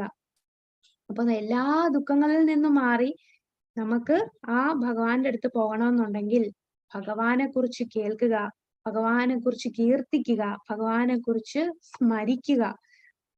ആ ഭഗവാൻ ആരാണ്? നമ്മളുടെ എല്ലാവരുടെയും ഹൃദയത്തിലുള്ള പരമാത്മാവ്, എല്ലാത്തിൻ്റെ നിയന്ത്രാവ്, എല്ലാ ദുഃഖങ്ങളെയും നശിപ്പിക്കുന്നവനായിട്ടുള്ള ആ ഭഗവാനെ സ്മരിക്കുക എന്നുള്ളതാണ് ശുകദേവ ഗോസ്വാമി പറഞ്ഞു കൊടുത്തത്. അപ്പം 9 ഭക്തി സേവന പ്രക്രിയകൾ ദൈവവുമായി നിരന്തരം സമ്പർക്കം പുലർത്താൻ സഹായിക്കും. അപ്പൊ നമ്മൾ എങ്ങനെ ഭക്തിയുത സേവനം ചെയ്യുമെന്ന് പറഞ്ഞാൽ ഈ 9 രീതിയിൽ നമുക്ക് ചെയ്യാം. ഈ വിധത്തിൽ തന്റെ ജീവിത അവസാനം അയാൾക്ക് ഭഗവാനെ ഓർക്കാൻ എളുപ്പമായിരിക്കും. നമ്മൾ പ്രാക്ടീസ് ചെയ്യാണ്. ഇപ്പൊ ഈ ഒരു ജീവിതം എന്ന് പറയുന്ന ഒരു പരിശീലനമാണ്, അവസാന നിമിഷത്തിന് വേണ്ടിയുള്ള പരിശീലനമാണ്. അപ്പൊ നമ്മൾ പ്രാക്ടീസ് ചെയ്യുക ഈ 9 രീതിയിലുള്ള ഭക്തിയുത സേവനം. അതില് ഏറ്റവും മെയിൻ ആയിട്ടുള്ളത് ശ്രവണം, കീർത്തനം, വിഷ്ണു സ്മരണം. അപ്പൊ ഇങ്ങനെ ഇത് പ്രാക്ടീസ് ചെയ്താൽ എന്താ, നമുക്ക് അവസാന നിമിഷം ഓർക്കാൻ എളുപ്പമായിരിക്കും. അവയിൽ ഒന്ന് മാത്രം സ്വീകരിക്കുന്നതിലൂടെ ഒരാൾക്ക് ഏറ്റവും മികച്ച പൂർണ്ണത കൈവരിക്കാനും കഴിയും. ഒരെണ്ണം മാത്രം സ്വീകരിച്ചാലും മതി. അതാണ് ശ്രവണം, പരിഷത്ത്, ശുകദേവ ഗോസ്വാമി, കീർത്തനം പ്രഹ്ലാദ് മഹാരാജാവാണ്, സ്മരണം ലക്ഷ്മി ദേവി പാദസേവനം, പൃഥു മഹാരാജാവ് അർച്ചന ചെയ്യുന്നു, വന്ദനം അക്രൂരർ, അതുപോലെ ദാസ്യം ഹനുമാൻ, അർജുനൻ, സാഖ്യം, പിന്നെ ആത്മനിവേദനം ബലി മഹാരാജ്. അപ്പൊ ഇങ്ങനെ ഇതാണ് നമ്മുടെ ആ ഒരു ശ്ലോകത്തിന്റെ അവസാനം പ്രഭുപാദർ ആ പർപ്പോട്ടിൽ പറഞ്ഞിരിക്കുന്നത്. അപ്പൊ നമ്മൾ നമ്മളുടെ കർത്തവ്യം ചെയ്യുക, എല്ലാം ഭഗവാന് വേണ്ടി സേവനം ചെയ്യുക, എല്ലാ ഇന്ദ്രിയങ്ങളും ഭഗവത് സേവനത്തിന് വേണ്ടി ഉപയോഗിക്കുക, നമുക്ക് പറ്റുന്ന അത്രയും മാക്സിമം ചെയ്യുക. ബാക്കി ഭഗവാൻ നോക്കിക്കോളും. ബാക്കി അയ്യോ ഞാൻ ഇനി ഇത്രയൊക്കെ ചെയ്ത് അവസാനം എനിക്ക് ഓർക്കാൻ പറ്റിയില്ലെങ്കിലോ എന്തായിരിക്കും, അങ്ങനെ ഒന്നും ചിന്തിക്കണ്ട. അത് ഭഗവാൻ നോക്കിക്കോളും. നമ്മളെ കൊണ്ട് ഓർമ്മിപ്പിക്കും. നമ്മൾ ഏത് കോമ സ്റ്റേജിലാണെങ്കിലും, ഏത് ആക്സിഡന്റ് ആയാലും, എന്ത് സംഭവിച്ചാലും നമുക്ക് ഈ ആരോഗ്യമുള്ളപ്പോഴും ഈ നമുക്ക് ചെയ്യാൻ പറ്റുന്ന സമയത്തെല്ലാം നമ്മൾ ചെയ്തോളും. നമ്മൾ ചെയ്യുന്ന ഒരു ചിലപ്പോൾ നമ്മൾ ശ്രദ്ധിക്കാതെ ചെയ്യുന്നത് കാര്യങ്ങൾ കാണും. എല്ലാം ഒരു തരി പോലും വിട്ടുപോവില്ല. അതാണ് ഈ ഒരു ഉദ്യമത്തിന് ഒരിക്കലും ഒരു നഷ്ടമില്ല. ചിലര് ഈ ഭൗതികമായിട്ട് പല കാര്യങ്ങൾ ചെയ്യും, ഞാൻ ഇത്ര കഷ്ടപ്പെട്ട് ഇതെല്ലാം ചെയ്ത് എന്നിട്ട് എനിക്ക് ഒരു പ്രയോജനവും ഇല്ലല്ലോ. ഭൗതികമായിട്ടുള്ള കാര്യങ്ങൾ അങ്ങനെയാണ്. ചിലപ്പോൾ നമുക്ക് പ്രയോജനം വരും, ചിലപ്പോൾ പ്രയോജനം കിട്ടത്തില്ല. അതൊന്നും പിന്നെ കിട്ടത്തില്ല. ഈ ശരീരം നശിക്കുമ്പോൾ ഭൗതികമായിട്ട് നമ്മൾ എന്തെല്ലാം ചെയ്തോ അതെല്ലാം അവിടെ തീർന്നു. എന്നാൽ ഭക്തി എന്ന് പറഞ്ഞാൽ നമ്മളുടെ കൂടെ വരും. ആ ചെയ്ത കർമ്മം, ആ ചെയ്ത ഭക്തി കൂടെ വന്ന് അത് ഭഗവാനെ എല്ലാം കണ്ടുകൊണ്ടിരിക്കുകയാണ്. ഒരിക്കലും ഇത് നഷ്ടമല്ല. അവസാന നിമിഷം നമുക്ക് എന്ത് വരും, ആ ഭഗവാനെ സ്മരിക്കാൻ തന്നെ സാധിക്കും. ആ ഒരു പ്രോസസ്സ് നമുക്ക് പ്രഭുപാദർ പറഞ്ഞു തന്നിട്ടുണ്ട്. ഈ രീതിയിൽ നിങ്ങൾക്ക് ചെയ്യാം. ഭക്തിയുത സേവനം ചെയ്യാനുള്ള എല്ലാ രീതികളും നമുക്ക് ഇസ്കോണിൽ നിന്ന് മനസ്സിലാക്കിയിട്ടുണ്ട്. എന്തൊക്കെ സേവനങ്ങളുണ്ട്, നമുക്ക് എന്തെല്ലാം ക്ലാസ്സുകളുണ്ട്. അപ്പൊ നമ്മൾ ശ്രവിക്കുകയാണ്. അതാണ് ആദ്യം പറയുന്ന ശ്രവണം, കേൾക്കുക, കൂടുതൽ കേൾക്കുക. അപ്പൊ കേട്ട കാര്യങ്ങളായിരിക്കും നമ്മൾ പിന്നെ ചിന്തിക്കുക. അങ്ങനെ സ്മരിക്കാൻ സാധിക്കും. നാമം ജപിക്കുക, 16 മാല എല്ലാ ദിവസവും നാമം ജപിക്കുക. അങ്ങനെ ഭഗവാന്റെ കീർത്തിക്കുകയാണ് ചെയ്യുന്നത്. അങ്ങനെ ചെയ്താൽ മതി. തീർച്ചയായിട്ടും നമുക്ക് അവസാന നിമിഷം ഭഗവാൻ കൂടെ ഉണ്ടായിരിക്കും. നമ്മളെ ആ ഒരു ഓർമ്മ നമുക്ക് അവസാന നിമിഷം ഓർക്കാൻ സാധിക്കും. ഇതാണ് ഈ ശ്ലോകത്തിൽ പറയുന്നത്. മരണ സമയത്ത് നമ്മൾ ഭഗവാനെ സ്മരിക്കുക. അപ്പൊ ഇവിടെ ഈ പ്രാർത്ഥനയിൽ എന്താണ് പറയുന്നത്, ആ ഭഗവാനോട് അപേക്ഷിക്കുകയാണ്, ഞാൻ അങ്ങേക്ക് ചെയ്ത സേവനങ്ങൾ അങ്ങ് ഓർക്കണമേ എന്ന് അപേക്ഷിക്കുകയാണ് ഇതിൽ ചെയ്യുന്നത്. അപ്പൊ ജീവിതത്തിന്റെ പൂർണ്ണത എന്താണ്? ഈ ഒരു ശ്ലോകത്തില് ശരിക്കും ജീവിതത്തിന്റെ പൂർണ്ണത എന്ന് പറയുന്നത്, ഞാൻ ആത്മാവാണ്, ഈ ശരീരമല്ല, ആത്മാവ് നശിക്കില്ല എന്നാണ് ഈ ഒരു ശ്ലോകത്തില് ഈ ചോദ്യത്തിന്റെ ഉത്തരം പറയുന്നത്.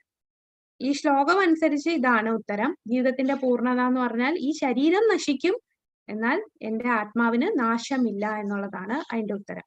കൃഷ്ണാവബോധത്തിന്റെ 9 പ്രക്രിയകൾ എല്ലാവർക്കും അറിയാലോ. എന്തൊക്കെയാണ് 9 പ്രക്രിയകൾ? കീർത്തനം, സ്മരണം, ഓർഡറിൽ പറയാൻ മതി. ശ്രവണം, കീർത്തനം. ആ ഒരു ശ്ലോകം നമുക്ക് എല്ലാവർക്കും പഠിച്ചു വെക്കുന്നത് നല്ലതായിരിക്കും.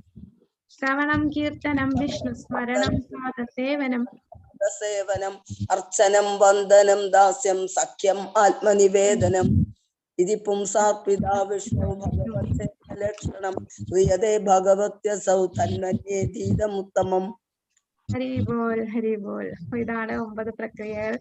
9 പ്രക്രിയകൾ അതിനെ പരാമർശിക്കുക. അതിന്റെ ഉദാഹരണം, ഇതിന്റെ ഉദാഹരണം നമ്മളിപ്പോ കണ്ടു അല്ലെ. കേൾക്കുക, ശ്രവണം, കീർത്തനം, വിഷ്ണു സ്മരണം, പാദസേവനം, അർച്ചനം, വന്ദനം, ദാസ്യം, സാഖ്യം, ആത്മനിവേദനം. ഈ 9 എണ്ണത്തിന് നമുക്ക് ഉദാഹരണം മനസ്സിലായി. പരിശുദ്ധ രാജാവ്, ശുകദേവ ഗോസ്വാമി, പ്രഹ്ലാദ് മഹാരാജ്, ലക്ഷ്മി ദേവി, പൃഥു മഹാരാജ്, അക്രൂരർ, ഹനുമാൻ, അർജുനൻ, ബലി മഹാരാജ്. ഹരേ കൃഷ്ണ കൃഷ്ണ കൃഷ്ണ ഹരേ ഹരേ, ഹരേ രാമ രാമ രാമ ഹരേ ഹരേ. ഹരേ കൃഷ്ണ.